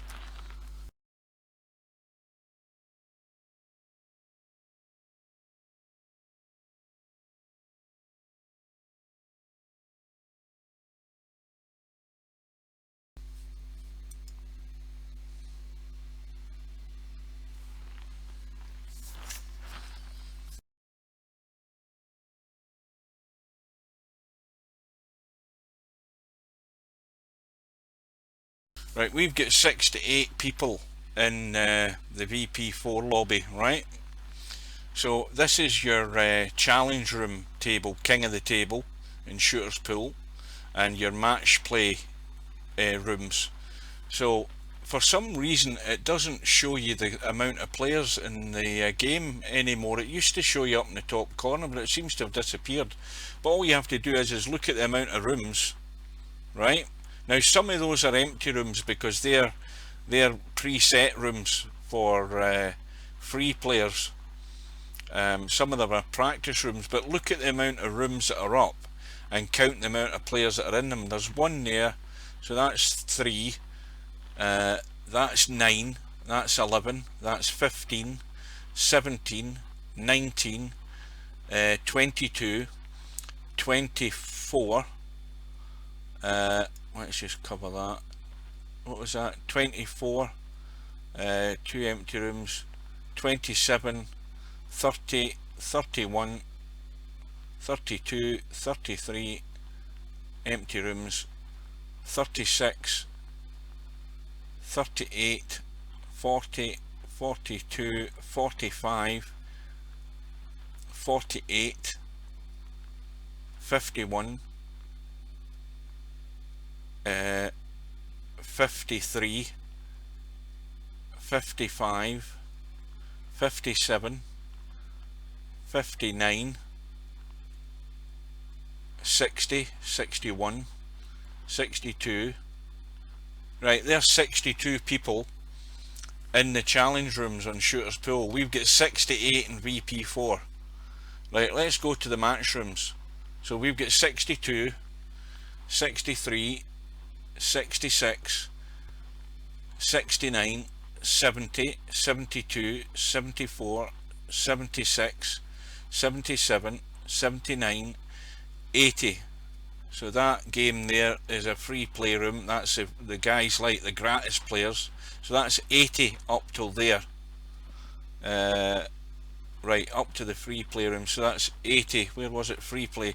82, 83, 84, 85, 87, 89, and that's up to the practice room again for snooker. What did I say? 89. And then 91, 93, 95, 97, 99, 100, 101, 102, 104, 106, 107, 109, 111, 112, 113, 119, 120, 121, 123, 124, 25, 26, 27, 28, 29, 130, 132, 133. Right, I rest my case. Right, I'm just going to quit that down.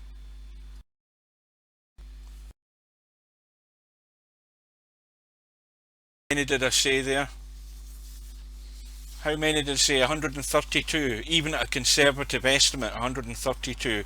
And I am embarrassed that VP4 has let itself just stagnate like this.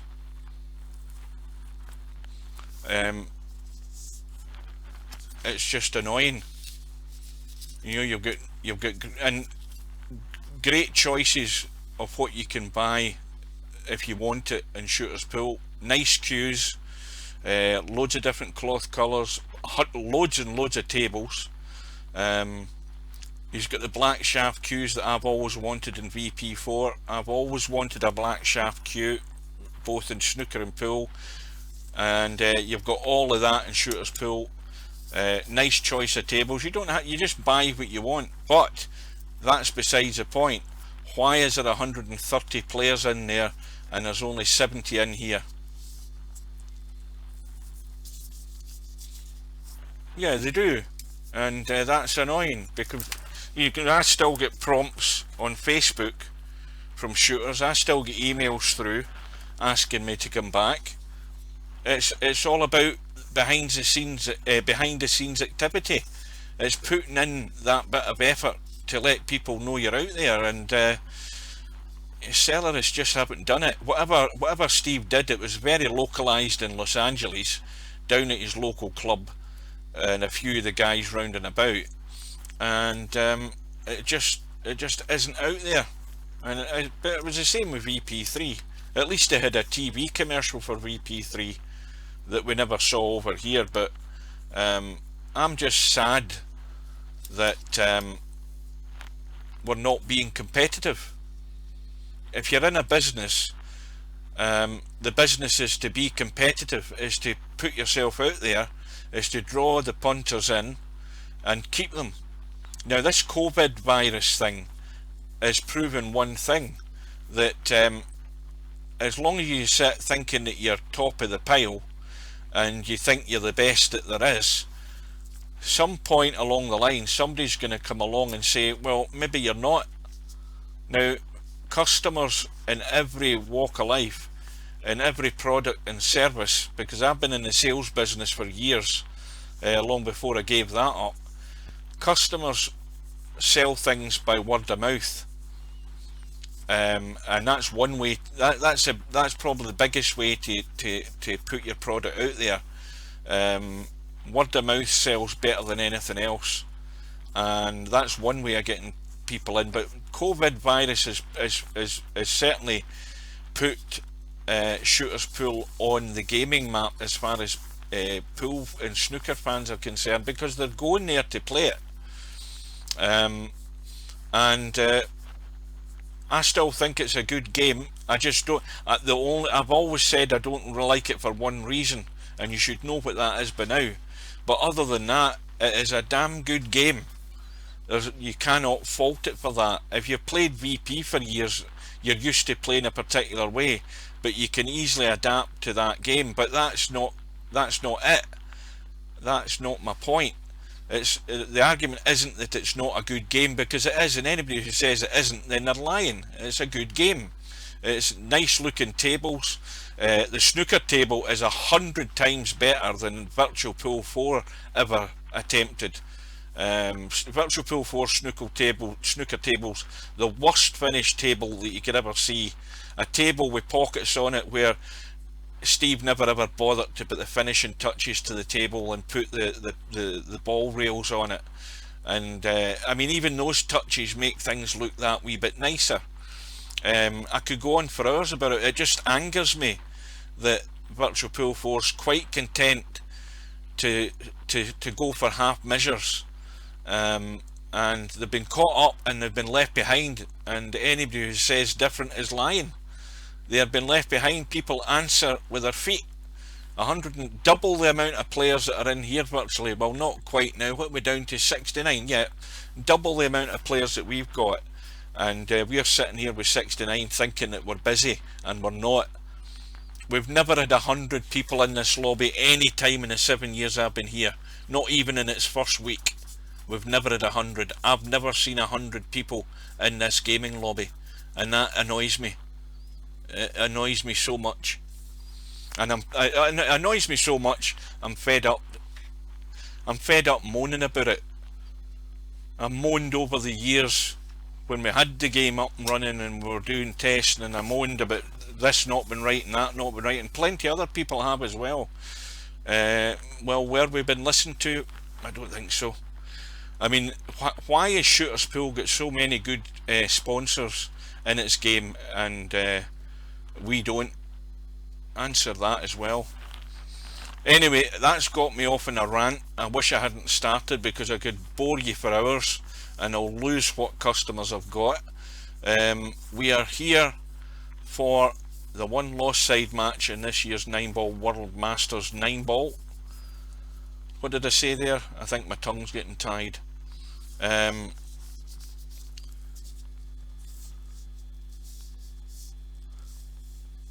Oh Jesus, don't tell me he's arrived.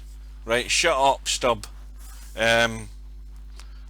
We are waiting on the match between Mr Strokem and Potman, and that's the one lost side match. Race to 11, and that's about to start at the top of the hour. At 9 o'clock my time, British summer time. We've got about 4 minutes. I don't want to rant anymore, but well, thank God Mr Strokem's finished his match. Unfortunately he's lost it, but that's him ready now for when his tournament room goes up.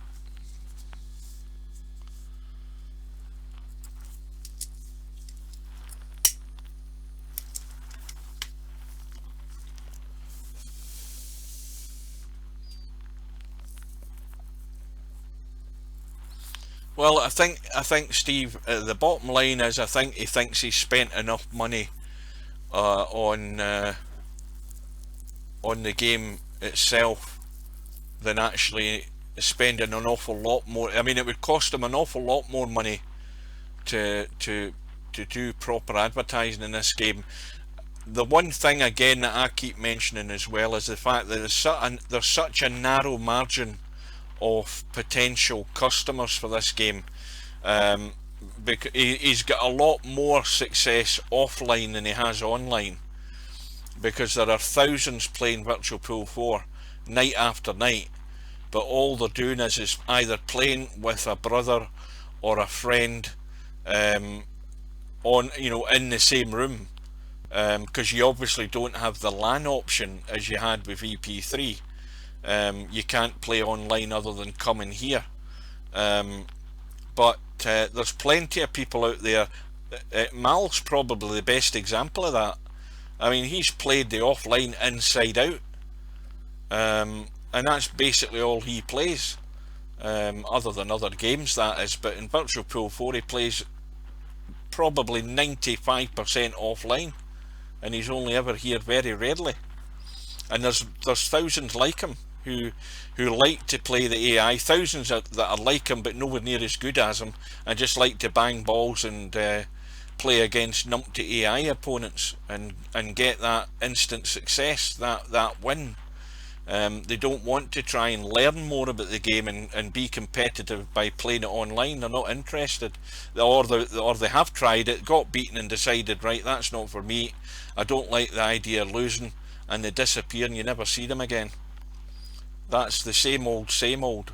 And Steve doesn't think it's worth investing in some big silly advertising campaign that is not going to justify uh, spending that amount of money to get 6 more people in the lobby.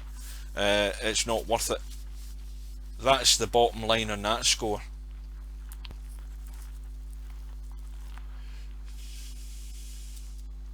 It's a shame that it's a shame he's been left behind,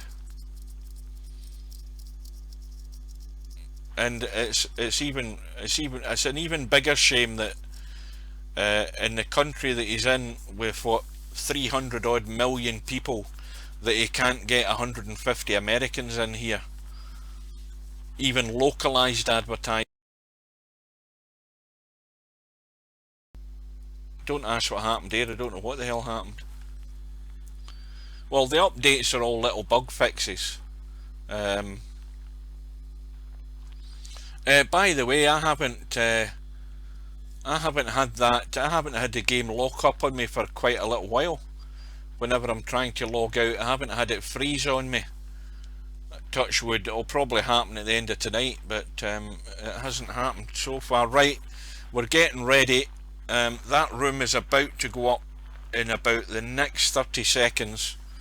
I can't see for the chat, but I'm assuming Potman is still here. I can see him just through the chat, and Mr Strokem's bound to be kicking about. He might have went to the bathroom or went for a drink, but the room is imminently going to appear. We're going to dive straight in and we're going to be good to go. I'll have a quick drink. There we go, room's up, let's get in before everybody else. I need my reserve bottle. I've finished my other one. Yeah, but with no major updates to this game, it's all been bug fixes, crash bug fixes that he's been tweaking at, and he's taken out the internal browser for some other bug check.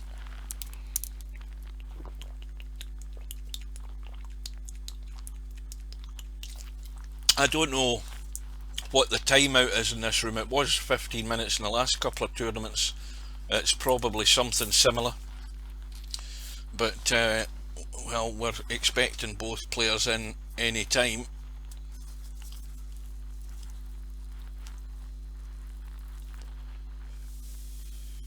I'm surprised that that Steve's never even, I mean, he's never even taken out a Facebook advert, or if he has done, I've never seen it.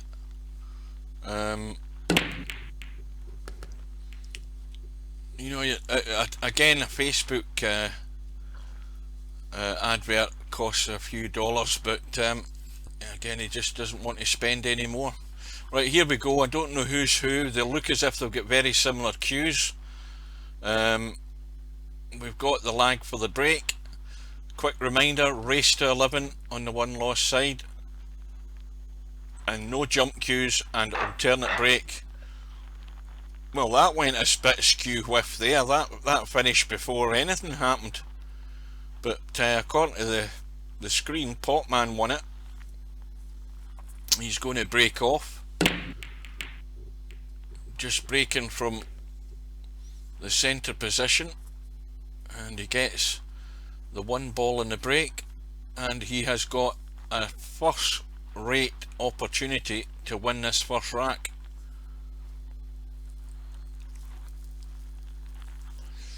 And the biggest problem is the 6 ball. Not only that, from where it's sitting, but where the 5 ball is.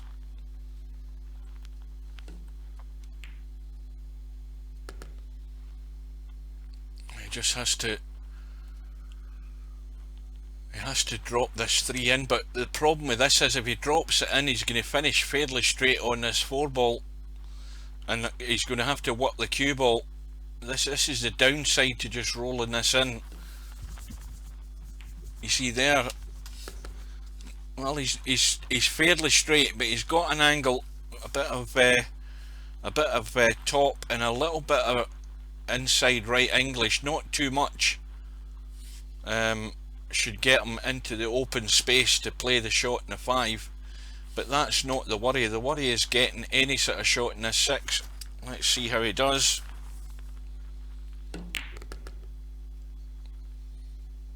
Well, at least he's given himself an angle. Now, this is where you have to be confident to play the shot. He's got to try and get right side of the 9 ball to play the cut in the 6 and then go up and down the table. That has to be the most obvious shot to play, but it's a narrow margin. But you see, he's not prepared to play it, because we know the 6 doesn't pass the 7, so he's got to play the combo, and the 6 ball's going to go away. He's got to rely on this 6 ball staying right side of the table somewhere, but I don't think he's interested. He's looking to run to the long grass maybe. No, try to hide it, and that's the wisest move he could have done. And that's got Mr Strokem in trouble. It's tight. Obviously he can kick it from the side rail, but I don't think he can go up and down, and that's a bonus for Potman. He's played it nice and tight to that 7, and that's cut out an option. But Mr Strokem, the old hit and hope, has got it not too bad. This is not easy. It's a thin cut. He's going to hit the 7, and he doesn't know what's going to happen after that.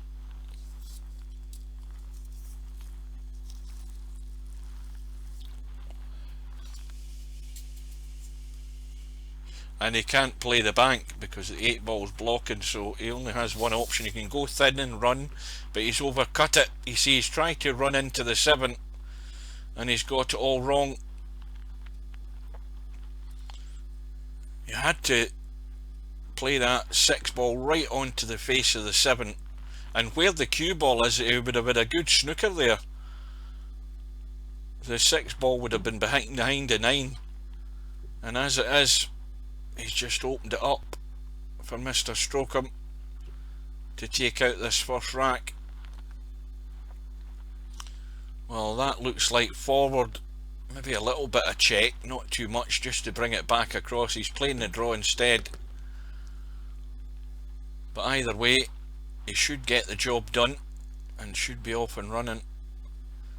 But Potman, well, the first mistake in the first rack is going to cost him, and that's against the break, I think. It certainly is. Mr Strokem for rack number 2, and the 9 ball Or was that the 9-ball? Yeah, it was. The 9-ball's gone in, it gets respotted. Something else went as well. The 4-ball has gone, and he's on the 1, and the 2's in the open, the 3's in the open. The 5's a bit tight to the rail, and he's made a hash of that.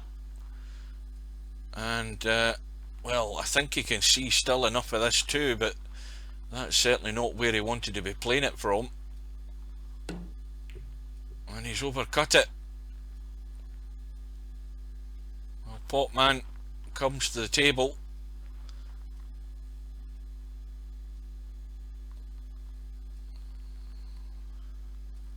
Is he? Is that an overnight thing?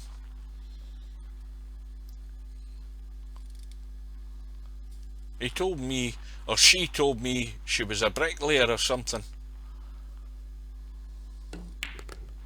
I wonder if she's got a builder's arse.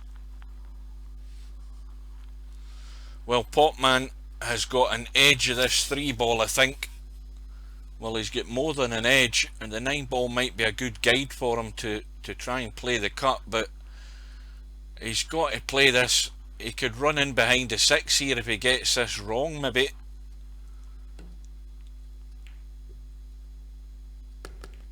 Well, he's played it soft, but he's played it so soft. He's not giving himself a shot. She's not giving herself a shot.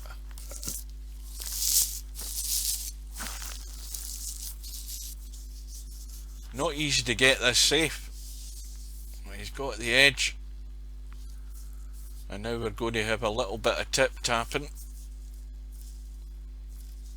And he maybe just roll this face on the 5.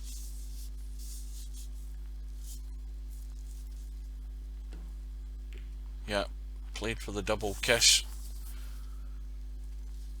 Now as soon as that 5-ball comes off the rail, that's when to go for the bank and go for the kill in this rack. So whoever makes that mistake first will give their opponent the opportunity to possibly play the bank shot. And there it is, the 5's off the rail, and that's a good opportunity for the bank, and should have a shot in the 6. And again, if this goes in, well, again, well, that's a surprise that he didn't risk going for the bank. But then again, look, he's got the safety. I thought Potman was doomed there when he got off the rail.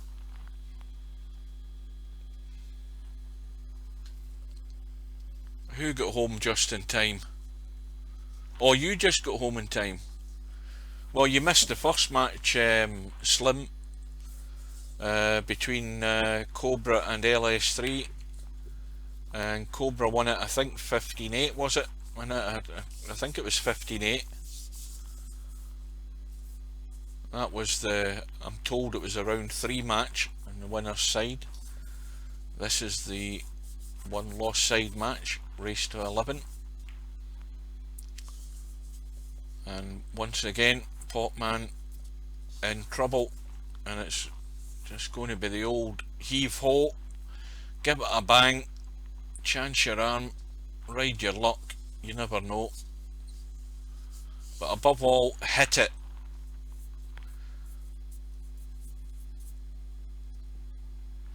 Oh, that might go all wrong. Well, then again, it might go not too bad. That was a good shot. He hit it the right side. Had to hit it the right side there, or he was just leaving it wide open. Well, Mr Strokem's played a good one there. He's managed to squeeze that 5 behind the 6, and now Potman is in trouble. And I don't think there's any way he can get to that 5 from where he is down the rail. And the 9-ball is in the way. And well, this is, I think he can certainly get it from the left side rail. He's probably more likely just going to scratch. There's high odds that he's going to go in off here if he hits the 5 and doesn't hit it the left side. Well, he's miscued, and that doesn't help. and it's all about focus, making sure that you have got that Q-tip in the right place on the cue ball, and well, maybe Potman has had a few beers, but any minute now he's going to be 2-0 down.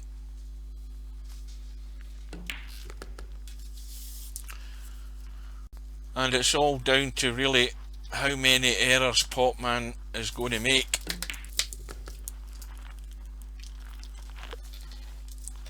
Because they're going to cost him dearly, and that's 2. Oh dear. Well, I've cursed Mr Strokem because he's missed a 9. It's left Potman in a sort of middle of no man's land choice of shot here. He's got the thin cut into the middle, and he's got the slightly lesser angle cut into the corner pocket. Now, I don't think he can really play that plain ball into that corner because he's probably going to scratch, and he almost scratched there. He's got away with it though, and he breathes a sigh of relief. He's got out of jail in that one by the help of his opponent, but it's all square, and Potman has the break. Now he's breaking from the middle again. It got him success in that first rack. He got a ball and a break, but I don't think anything has gone this time. And we have got a severe slope in this table. We need to get the table fitters in because all the balls have rolled to the one end of the table. And Mr Strokem's had a kick at the 1, and he's fluked to 7, and he's got himself in trouble.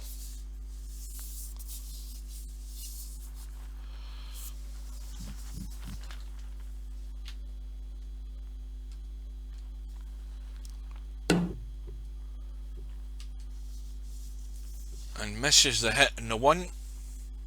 Now, what can Potman do here?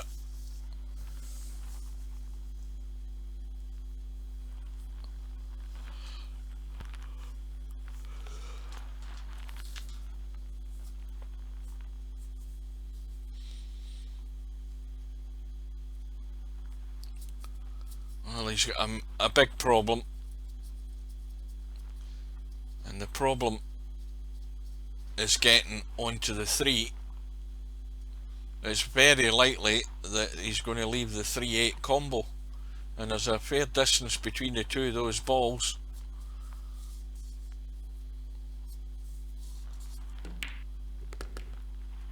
Well, that changes it slightly because the 3's now out into the table, and the worst possible outcome, Potman's got himself immediately in trouble, and he can't get to the 2. He's going to have to go 1, 2, 3 rails to get to that 2. He's going to have to go there, there, there, sort of there, and down there like that. That's the sort of shot.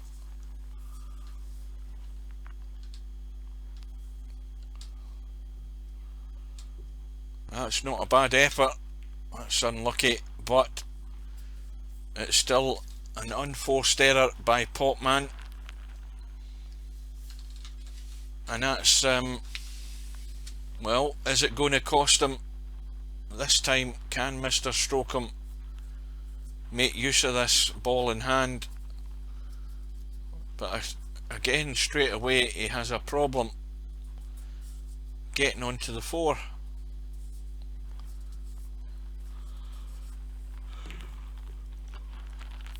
Which is why he's decided it's much better if you can play a half decent safety than trying to stick your neck out and create something out of nothing, and much better to keep it tight and keep your opponent in trouble. That's a sensible shot to play.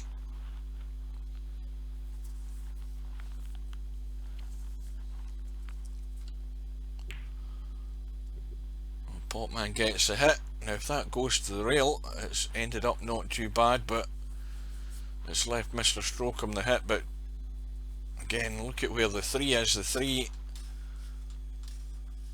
is not going into that corner, so he's got a slim to zero chance of getting on this 3.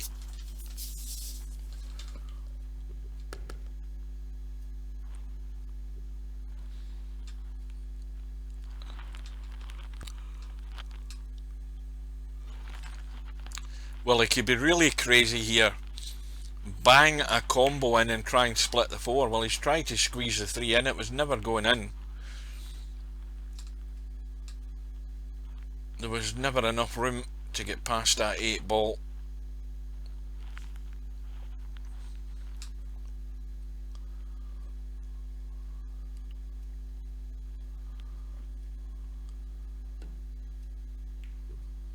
That's nice. Nice little touch. And well, not a difficult hit, but this is where Mr Strokem needs to play it with a bit of sense here, and he's done almost a fatal mistake there. With that shot there, he should have played it with just enough weight to get to the 3 and get it to a rail, rather than risking the cue ball going loose and going over and breaking up the 4 and 5.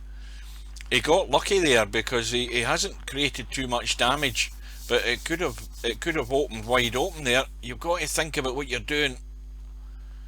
You've got to just push towards that 3 off the rail so that you hit it, and you leave all the work up to your opponent if he's going to break out that 4 and 5. And it ended up being a bit of good fortune there for Mr Strokem, and it could have ended up a bit embarrassing by opening them up for Potman. But Mr Strokem, same again, has to kick the 3 and he's missed it. But now Potman has the problem to deal with. He's got an awkward shot in the 3. There's no great position that you can put the cue ball to make it really simple to get a hit on this 4 and 5. I think he's just going to roll up behind the 8 here. Looks like it.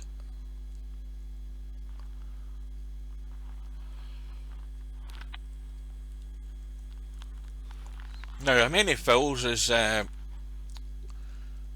Strokem on? Is he on 2 fills? I've lost count, but I think he can get to that 3. He certainly can, and he's got the perfect angle to play the breakout. Oh, that's worked out very nice. A nice little cannon onto the 5. And once again, it's all gone wrong for Potman. He didn't get the cover. He didn't nail the cue ball to the 8. And what's more, he left the ideal angle on that cut in the 4. And Mr Strokem, duly obliged, took the opportunity and played it at a very nice controlled way, just to play the cannon onto the 5. And well, now anywhere up in that top right hand side of the table, he doesn't really want to play this from the bottom side. He needs to go further, and this is going to be a tester. Well, he's off the rail, so he's got a wee bit of leeway. Oh no, he's punched it into the rail. Well, the mistake again.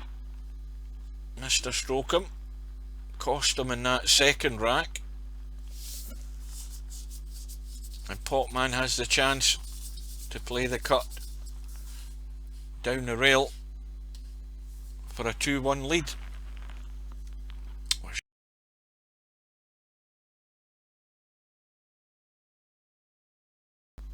I hit the wrong bloody button there. I hit the Windows button. Anyway, we know what happened. Mr Potman took out the 9 down the right rail. He has the lead. Break goes back to Mr Strokem in rack number 4. And well, the other side of the coin is it's 2 errors by Mr Strokem that have cost him those racks.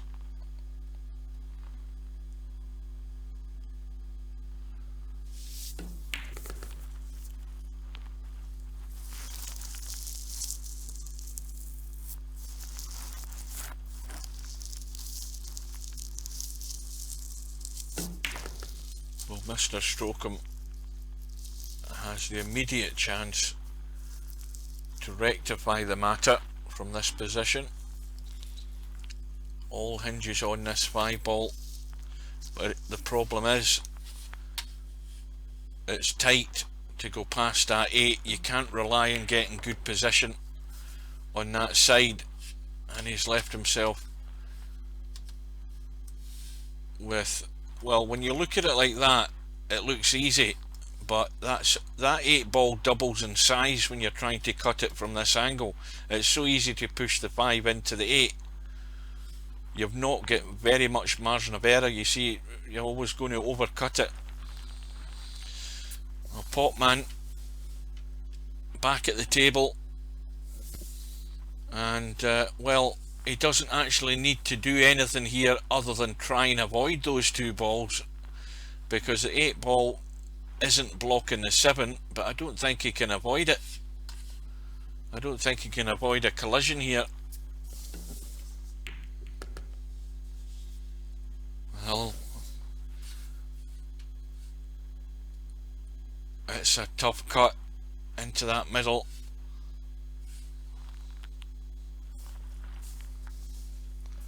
And it's tough in that he has to play it with enough pace to get to the hole, but he needs to watch the cue ball.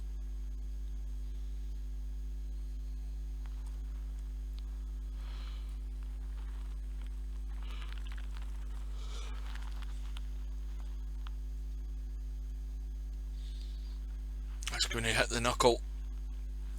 And that was so difficult. He played it at the right pace to hold the cue ball for the 8. He was straight, but just pushed it into that point on the near knuckle in the middle pocket, and there's not a much margin for error on those middle pockets, very little. And Mr Strokem at the table, well, he certainly went for the pot in the 7, but he certainly didn't go with a lot of enthusiasm to get good on the 8. Now the 8's off the rail, so he has to get this sweet, and so easy to just get that wrong, and he might have got lucky. How does that look from this side? Well, Potman either has to go full-blooded to get back down this table for this 9, or just roll this 8 in dead weight, but he's going to have an awkward cut from like here on the 9. Well, I think he's run into the knuckle there, but he's still in a similar position. This is tough.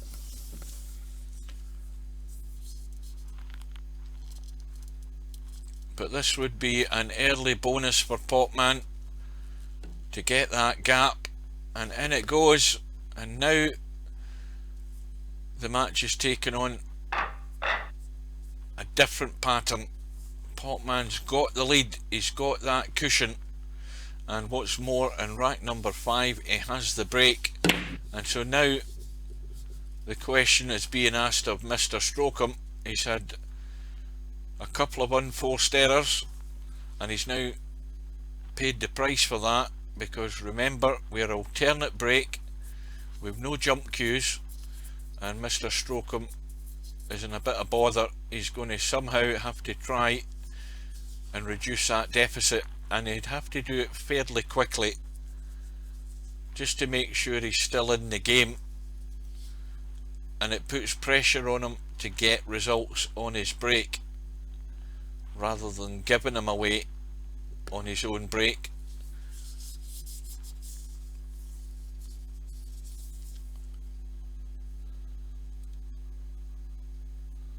Well, this might give Mr Strokem a bit more focus, but well, once again he's undercut the 2. Well, he might have been better than playing in a straight pool tournament just before the match and actually getting into a room and getting some 9-ball practice in, because right now he could do with it.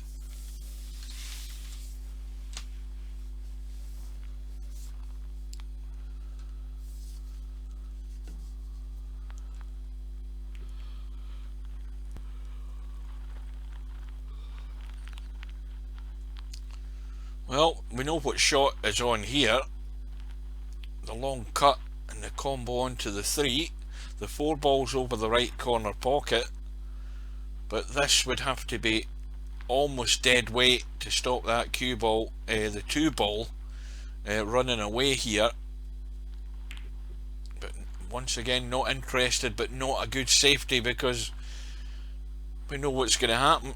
Potman play the 2 onto the 4, but once again he has to play this at such a pace that the 2 ball doesn't escape. The 2 ball's odds on to escape. If he hits the 4 there, the 2 balls go in that direction.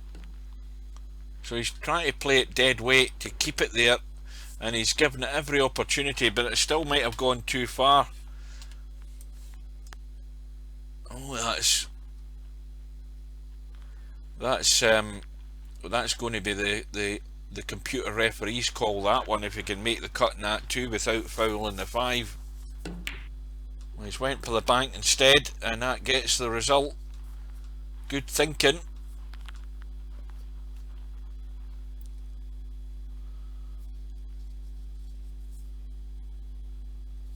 Bit straight in the 3, but I think he's overcooked this. Yeah.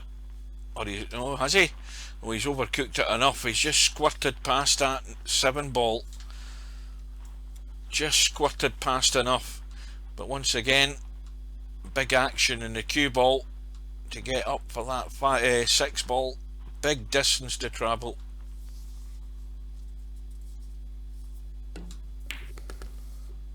Well, that's way short of where he wanted to be.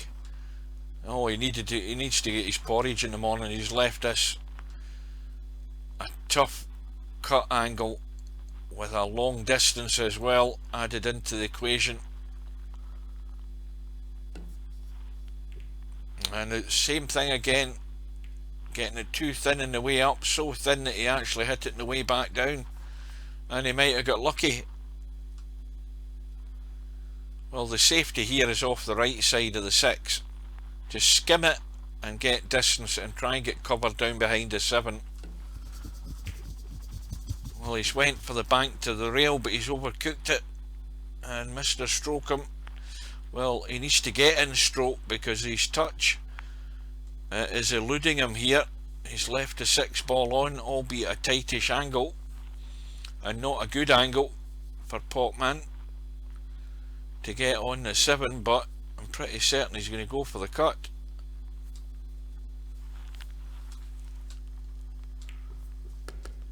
And that pace is pretty good because it's given him an open angle as wide as possible on this 7 to make it pretty much straight. And this is the type of things Potman has to capitalise on and make the use of that alternate break. He's pushed the 8 safe.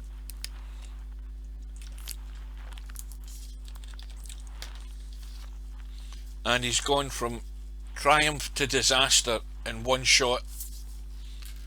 How's he going to retrieve the situation from this position?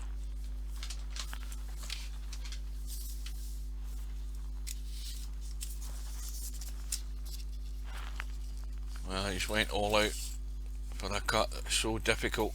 Is that going to go safe? No, it isn't. That little touch in a point has brought it into play.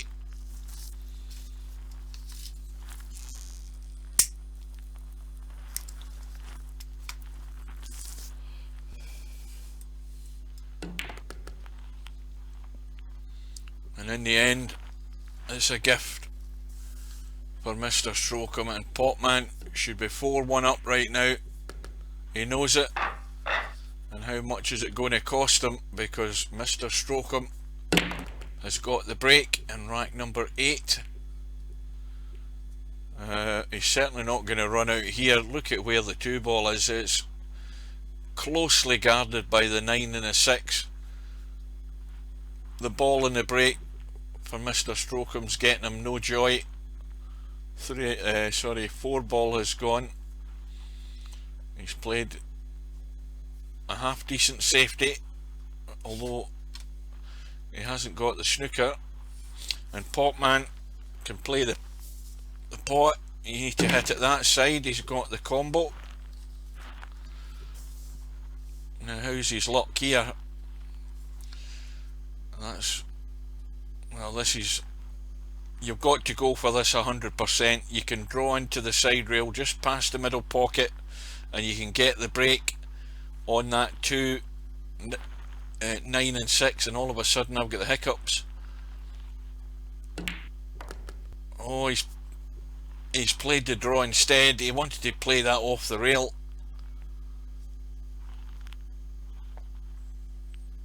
Should have drawn onto the rail.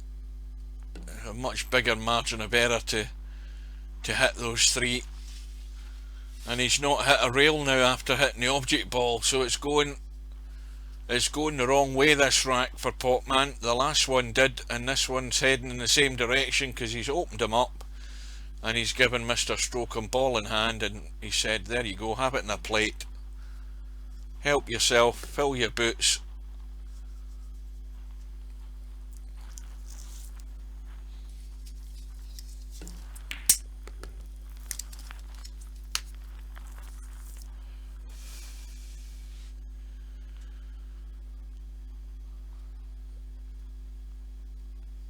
And like I say, with alternate break, you need help from your opponent. If you get yourself behind in the match, you need to rely on them making a mistake if you're going to pinch your rack against the head in alternate break. And Mr Strokem is getting plenty of help from Potman, and all of a sudden, from 3-1 up, Mr Strokem's now got rid of the gap, got rid of the deficit, and he's got himself back on par, 3 racks all. Break goes back to Potman.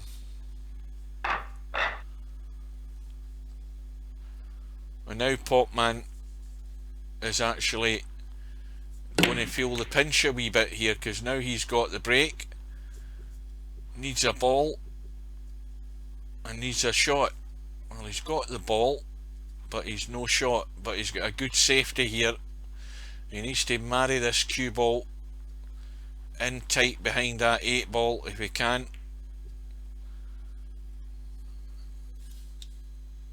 Well, he's left the 1 ball, well, he's left enough of it exposed, but this is difficult for Mr Strokem to make sure the 1 ball doesn't get away, and he's played it well, played at good pace, and he's got the cover behind the 6.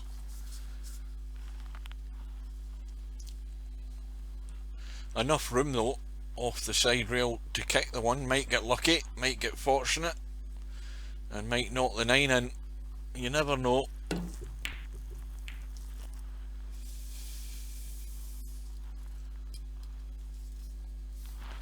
Now, the good fortune there was the double kiss. Does that 1 go past the 8? Yes, he can cheat it off the rail.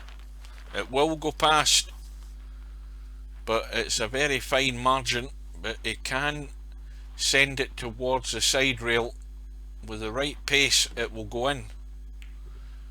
But once again, why take the risk when you've got a good chance of playing a much better tight safety shot?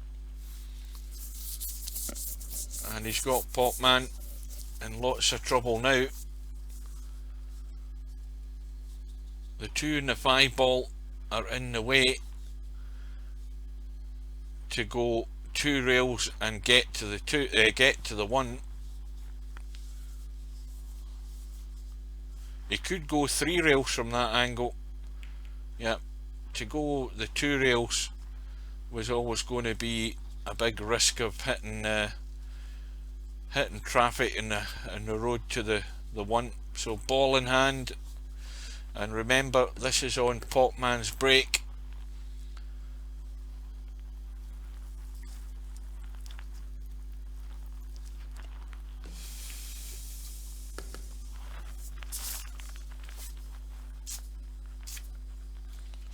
And we've went from Potman being 3-1 up to being sitting in a good position, putting the pressure on Mr Strokem, and well, Potman's managed to get himself into a bit of a mess here, and looks very likely that 3-1 lead is going to dwindle away and dwindle into a 1 rack deficit.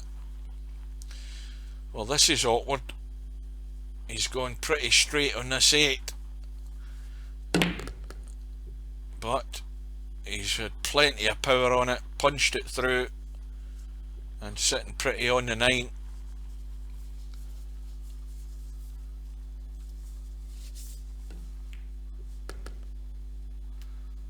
And well, since the first rack went on the board, Mr Strokem's now taking the lead for the first time.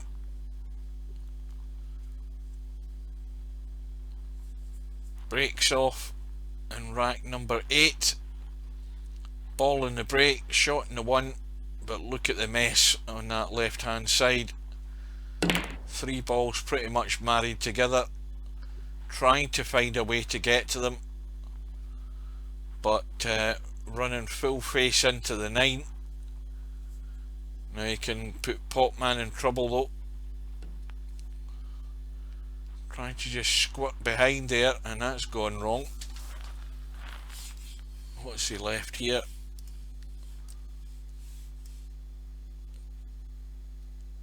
Can Potman get to that 3 clean? I think it's tight, but he could even just play a little touch. Oh, he's trying to. Again, I don't know what he tried.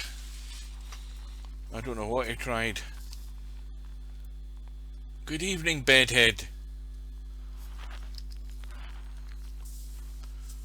We've got a double header. You've missed the first part of it.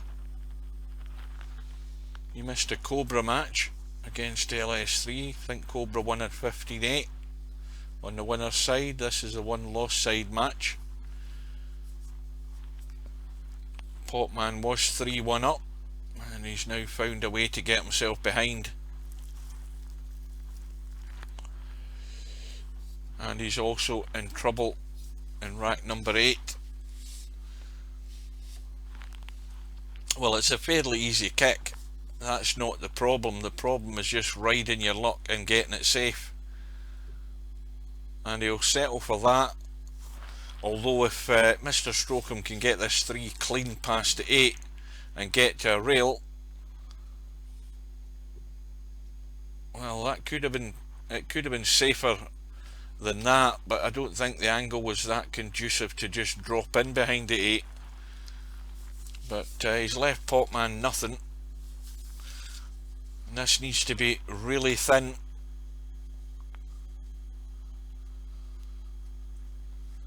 Thin on the left side, like that, and well, this could be very nice if it just nudges that 4, and that's ended up pretty good. That is a good safety. Had to be feather thin, and I don't know whether that's a great angle there. Yeah, I didn't like the look of the angle to get to that 3 from there, but once again Mr Strokem with enough pace that he could have actually broke out that 4. As it is, the 4 is a problem, and Potman with ball in hand has somehow got to find a way to get to the 4. Now the shot would be to not try and do anything elaborate, you know, try and get over to here and play the cut somewhere in that gap like that, maybe. Well, that wasn't in my plan.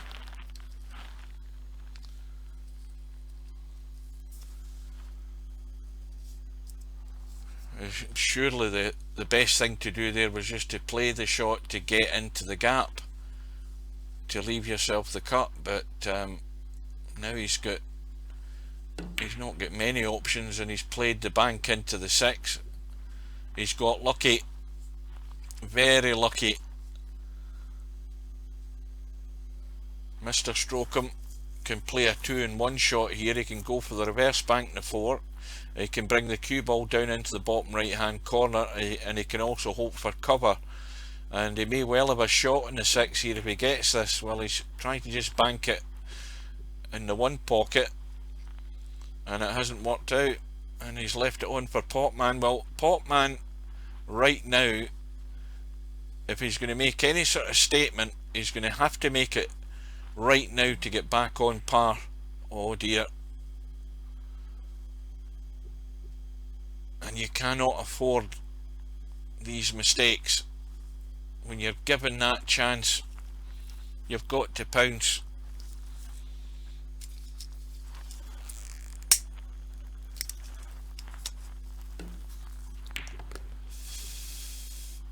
And he's gone. Has he gone far enough? I think he's going to push that to the jaw. He's going to have to try and bend this around the 9 slightly. But I don't think he's going to risk that. It's a bit tight even to play that shot. And it would probably spin into the 9 from that distance. He's too far away from it. So just looking to get it safe. But Potman, well, you're going to get 2 bites at the cherry, Potman. And if you're going to make any inroads in this match, you have to do it now. You only get 1 invite to the party. This is your 2nd one, and you cannot afford to waste it. You've got no excuse. The balls are all wide open, and keep it simple. Just roll through, leave a straight in 8 ball, and then roll in the 8 and leave a straight in 9. That is the plan. You don't want to be moving the cue ball when you don't need to.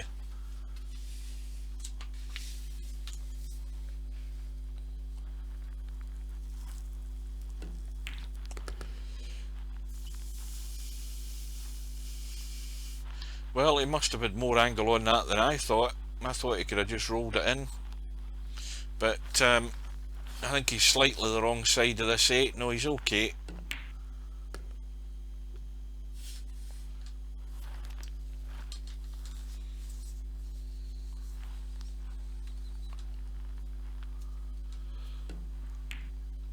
Well, he's got out of jail there.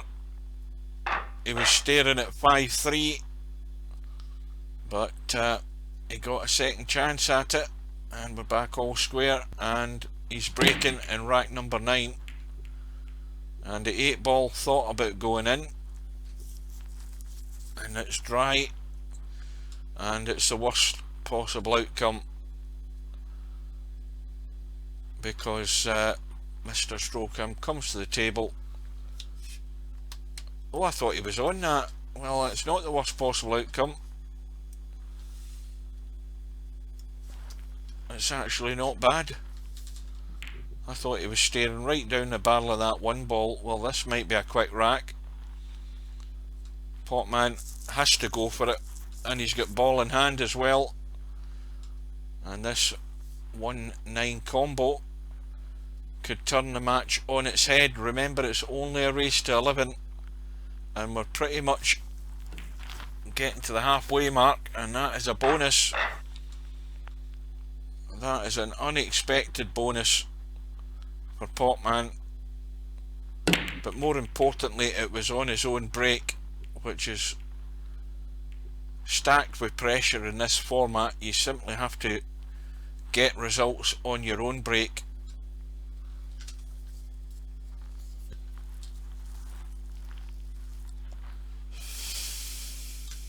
And Mr Strokem's come up dry. But fortunately for him, he hasn't left a great invitation for Potman. But the pressure is on Mr Strokem now.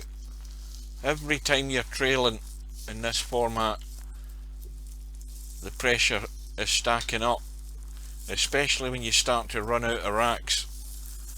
And Potman's not played a great safety. But let's see how Mr Strokem reacts to the situation, because he's not got an easy shot here to get on the 2.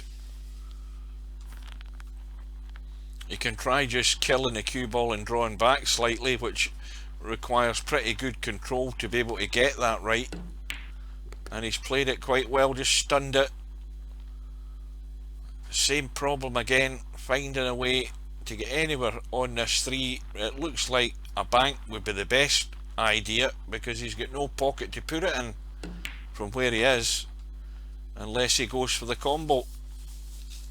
So it's all his eggs in one basket here for Mr Strokem. I presume he played the combo. Well, that's one way of doing it.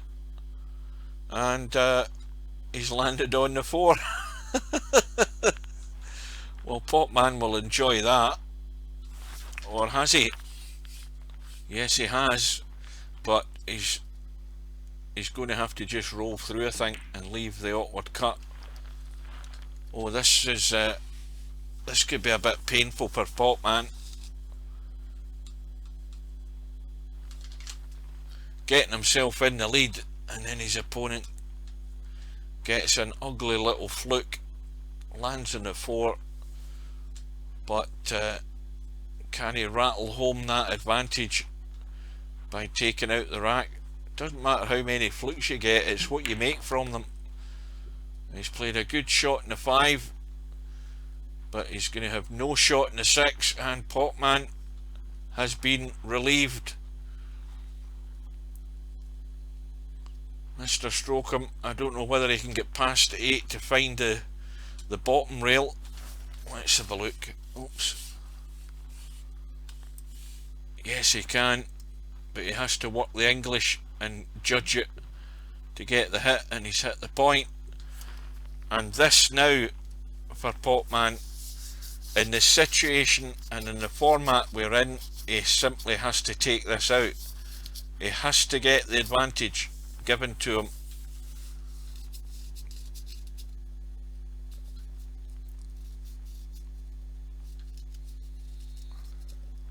Looking to go between the 7 and the 9 here by the look of it.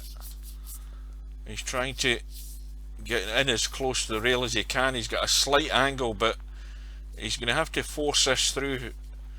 Well, he's wanting to play it from the short side. I thought he'd have been trying to just find the gap between the 7 and the 9. Potman's got his own way of doing things, not always the best idea in the world, but he's left an awkward cut in the 7, the cue ball's running away.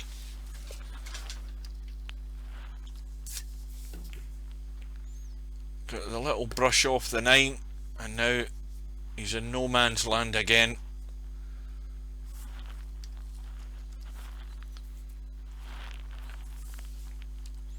Well, this does cut back into the middle, but it's thin. But if you're going to go for it, you have to go for it 100%, and there's a strong risk of scratching off this. And he's went for it in the corner. He's played the braver shot, and is he going to get the reward? Don't spend an awful lot of time looking at angles on this 9. Fairly simple shot. But now, after having had the 2 rack lead at 3-1 and given it away, he's managed to battle back, and he's got his 2 rack lead again. And we're now in the second half of this match,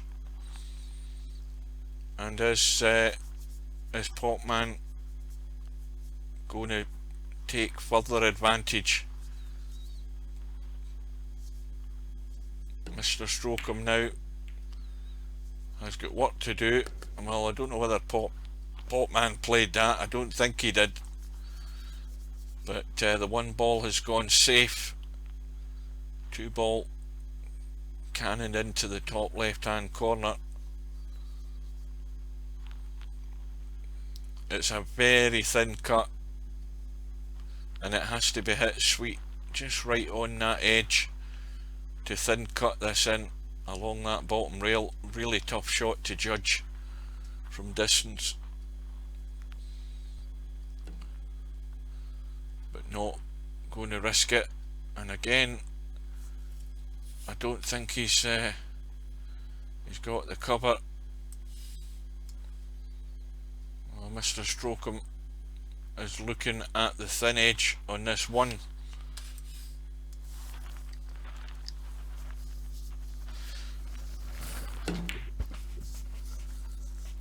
He's had a wee bit of a lash at it, and it's all gone wrong.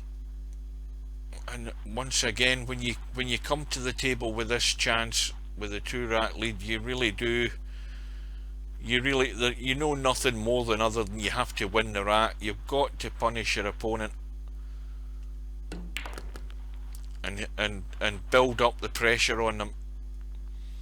And this is the immediate problem for Potman here. Shouldn't have much problem with the 3, but the 4 is the big issue. It isn't going anywhere where it's presently sitting. So all Potman can do is try and get top side of the table to try and be able to do something with the 4 ball. Looks very likely it would be a cut. He's played it with pace to get up the table, and he's hung the 3. Now, can Mr Strokem see it? Yes, he can. But he's got exactly the same issue. He's getting top side of that 4 ball. He's looking at maybe possible combos, but there's nothing very inviting at that top corner.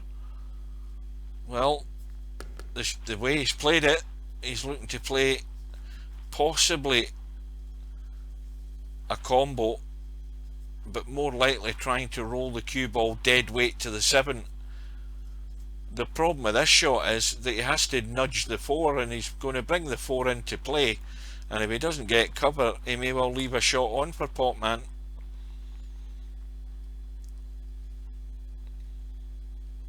I think he's going to have too much pace in the 4 ball. Well, in the end I don't really know what he played, but one thing's for certain, he's not helped it for Potman. The 7 ball is now the blocker, and there is no shot on that 6. But if Potman could get himself on that 5 with a nice angle, he's got a big target to hit, but he's missed a 4. Well, we're going to see Mr Strokem in a minute playing the breakout shot. He's got a big target to nudge something up in that corner. It's a big target area. I mean, anywhere in this sort of area, he's got to move something. Cue ball going that way or going that way, but he didn't have a good angle. What's he? This is not pretty either. He's got no choice in the types of shots. He's trying to punch this. I think he just managed to squeeze it past the 7, and he's played a very good shot, just enough room to punch that cue ball onto the 6 and kill the cue ball behind the 7. And now the initiative and control is with Mr Strokem. Potman in trouble, and it's going to be the old heave-ho, amp it up, give it a bang, and hope you get lucky. Oh, he's good at picking out banks for the cue ball, but it's a gift for Mr Strokem, and a gift that he will duly accept, no questions asked, to get himself back within 1. Thought about scratching, got away with it, and not only that, the break goes back to Mr Strokem. Ball goes flying in the break, and no shot in the 1 though. And also, what's that up there? We've got the 2 ball tied to the 9.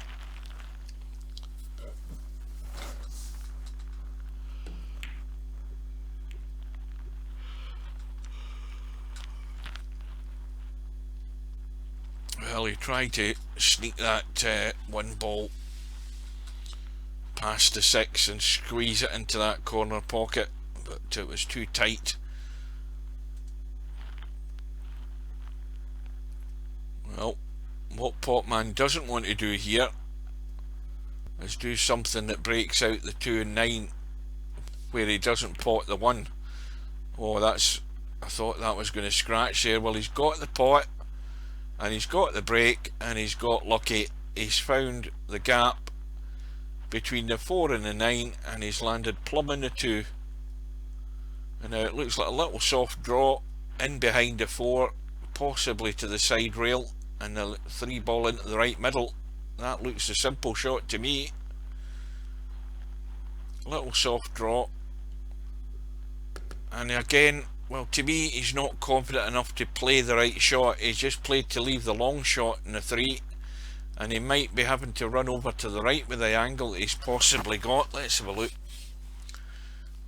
No, he's fairly straight, but the cue ball is wanting to go that direction, so he's leaving himself further and further away from the object ball. And when you're playing everything long, you're just leaving yourself more work to do to get onto the next ball. And the same again with this one. He's got to go forward and around the corner and over to the right. Now he's got a huge area to get into, so he shouldn't have any excuse not to get on this 5.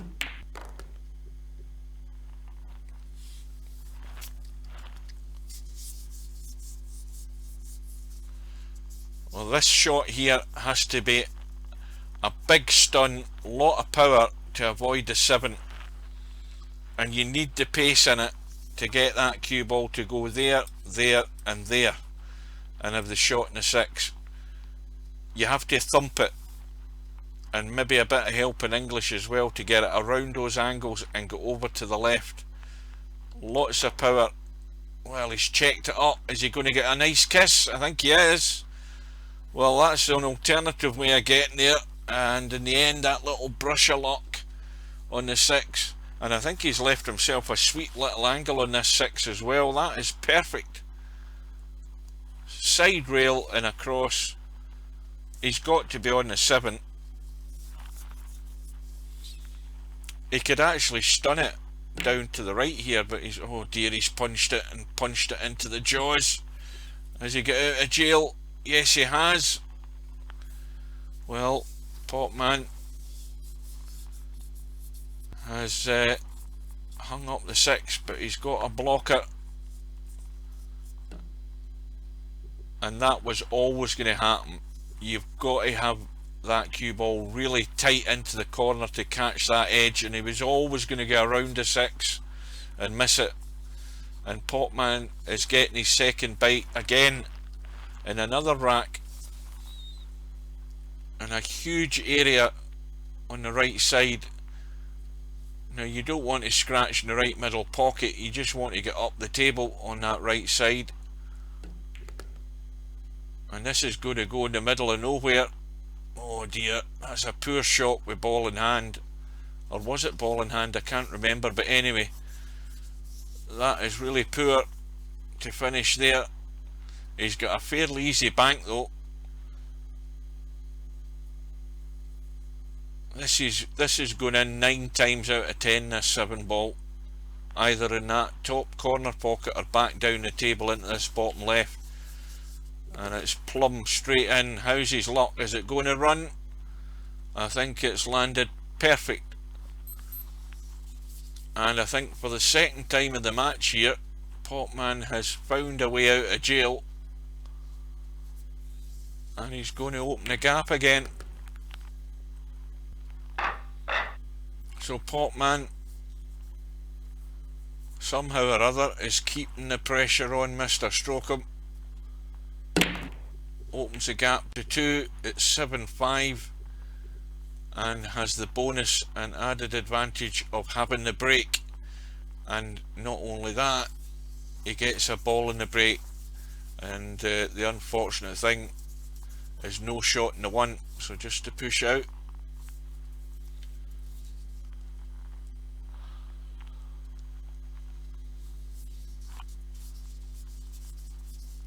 Well, the obvious place to try and find would be somewhere there, and that leaves a bit of a tempter for a pot, but it would leave nothing easy for Mr Strokem, and there's a strong chance you're going to be put back in anyway. Now Mr Strokem has that choice. He can play from where that is, or he can put Potman back in and take a risk.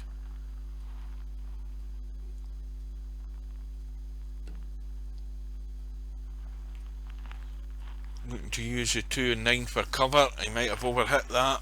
Let's have a look. Yep, he's left to 1 exposed. Cross bank is on. Send that 1 to the rail, bank it back across into that middle pocket, and then hope you get lucky with the cue ball up at the top end if you can find the space to run the cue ball. But again, Potman's looking for cover, and he's playing to very narrow margins here, trying to find a way behind that 6. I think where the 2 ball was, it was probably worth the risk of cross banking the 1, because Mr Strokem's got no real shot here. He might try and just kill in the cue ball behind the 9, and that's gone wrong, and things are all going wrong here for both players.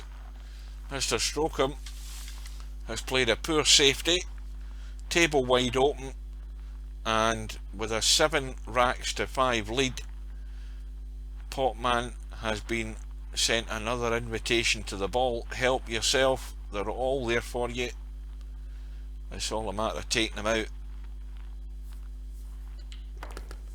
Oh dear, well, how's about that for a bit of luck? Trying to force a cue ball through, runs into the 9 and flukes the 9, and he's got the 3 rack cushion. Mr Strokem breaking off in the next rack, and he spotted 3 balls in a break. We've lost to 4, 5 and 6, and he's not got a great shot in the 1. It's awkward. He's played it well though. Where's the cue ball going? Oh dear, and things are going from bad to worse for Mr Strokem. Plays a good cut in the 1. Cue ball running around the angles, scratches in the middle pocket, and Potman with ball in hand, and every ball again is wide open. The only issue would be the 7. We can see the 7 goes, but where the cue ball is now, the 7 goes no problem. The 7 going from here is reduced by a big margin. He's got to get good on it, and that's not bad, because he doesn't have to do anything with the cue ball. He just focuses 100% on the 7. He's got 2/3 of a pocket to go into, and he's on the 8.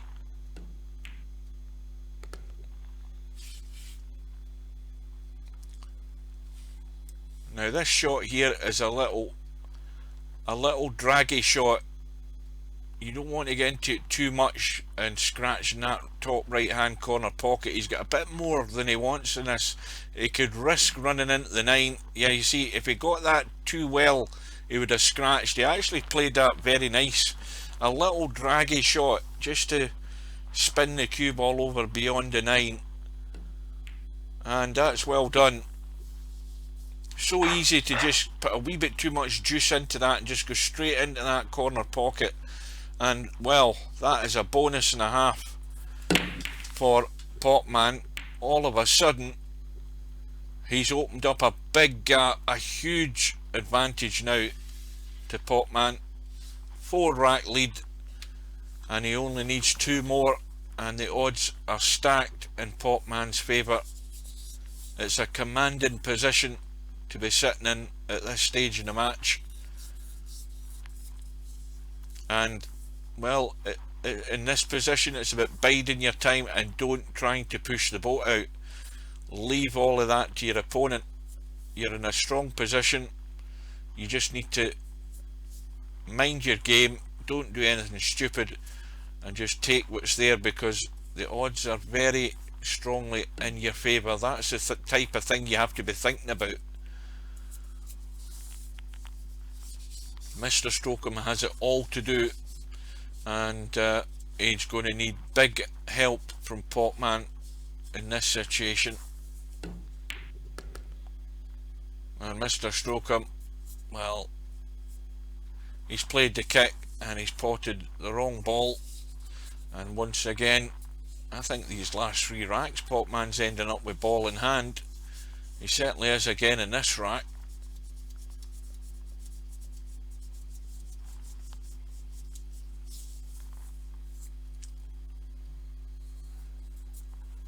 Well, he's put himself fairly straight just to nudge back and leave the long shot in the 3. Now, how much angle has he got in this 3? Well, I know what I'd be doing. 3 with inside left English just to check the cue ball back down. He's let it run, you see, and he's got nowhere. He had to play that with inside left because you've got a big target. You play it with inside left, the cue ball goes to the rail and it comes back that way. He's run into no man's land again and he's left himself locked out.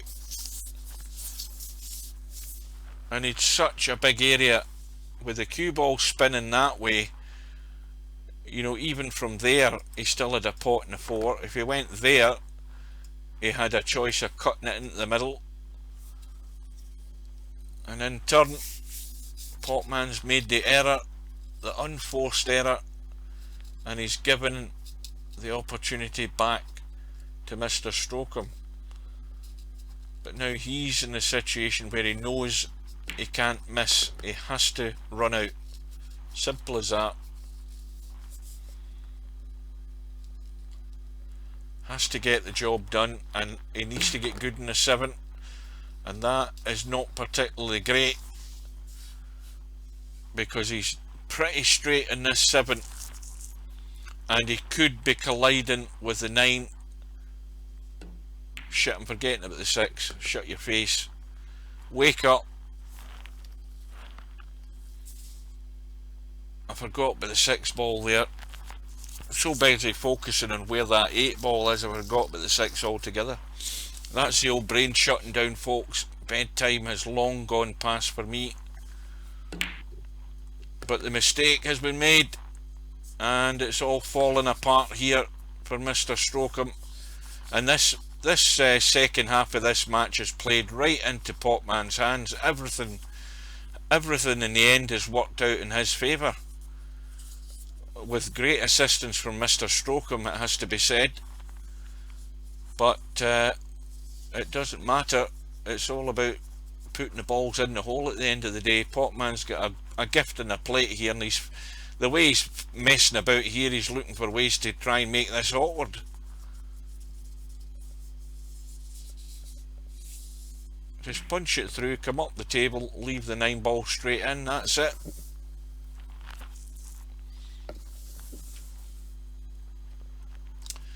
So Potman is on the hill with a big comfortable lead, and it's all a matter of time.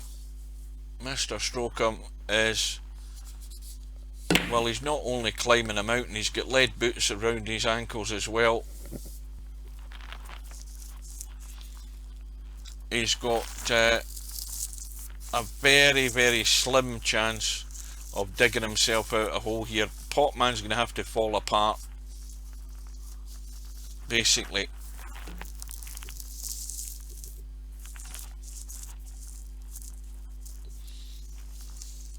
Now Mr Strokem, well, I think he played for the pot in the 3, but it's actually worked out. He's hung up the 3 and locked up the cue ball. And Potman has got a slim to 0 chance of getting to this 3. Now, it might be worth using your head here and trying to maybe put something safe or lock something up rather than trying to get to the 3. Why not try and lock a couple of balls up? Now, Potman has to start using the head. He's got a very slim chance of hitting the 3. He wants to try and just lock something up and give ball in hand here to Mr Strokem and make him do something.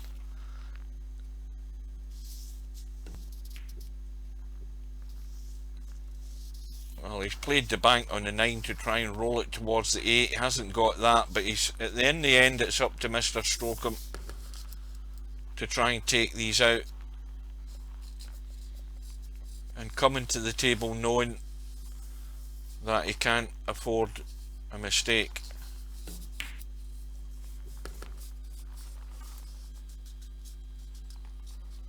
How come Slim's asking the question after Bedhead's already just told us who he's playing after this? He's playing the winner of this match. Slim's on chat lag. Anyway, Mr Strokem now has the rack clincher coming up. Can he get good on the 8? Where's the cue ball going? Well, he's in the worst place to be playing this 8 ball.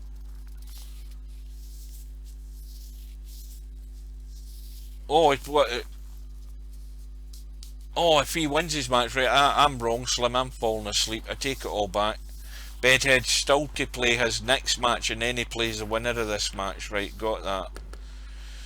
Well, Mr Strokem wasn't prepared to run the cue ball to try and get back down the table. He's decided to play the tip-tap, and like we said earlier in the match, it's whoever leaves this off the rail enough to try and play the bank shot. And if Potman goes for distance here, he's going to leave the option of a bank.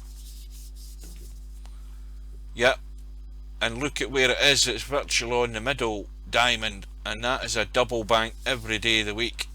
And Mr Strokem may well be playing his last shot here if he doesn't get this. And he's gone 100% and he's got it. And that's always the problem. As soon as you get that object ball off the rail and try and get distance, you're always leaving the 9 ball as a bank. And Mr Strokem took the chance and he gets the reward. He's got one more on the board, but he still trails by 4 racks, and Potman on the hill. No shot on the 1. Don't know whether that's a combo, is it? No.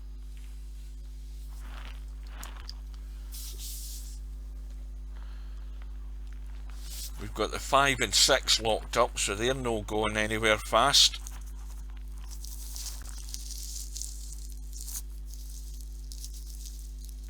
Once again, Potman could go blasting at balls here, but he doesn't want to open up that 5 and 6,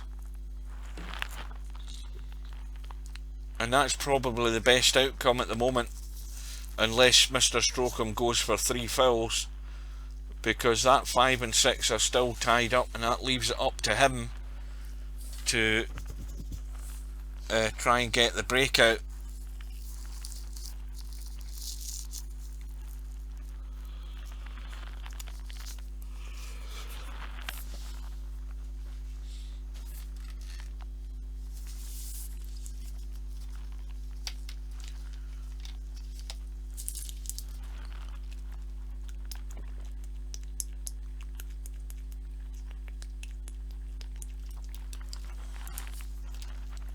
I think sometimes in matches it's difficult for players to sort of do a sort of virtual step back and think about what they're doing and think about the situation in the match and thinking about what position they're in. Potman's in a commanded position and doesn't have to push the boat out. Now Mr Strokem has opened up the 5 and 6. He's still got cover, and Potman could have him in trouble in a second. Well, if he'd missed that 5, it would have been. So for a player in Potman's position, it's just about being patient and not taking any major risks.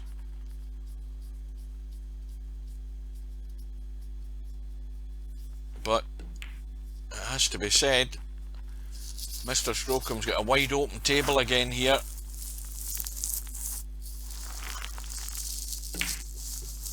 Oh dear, and oh dear, that will hurt Potman. Mr Strokem missed that by the country mile. He missed it so far he's banked it, and he's sitting pretty on the 4, finds the gap around the 6 and 8 with a shot in the 5.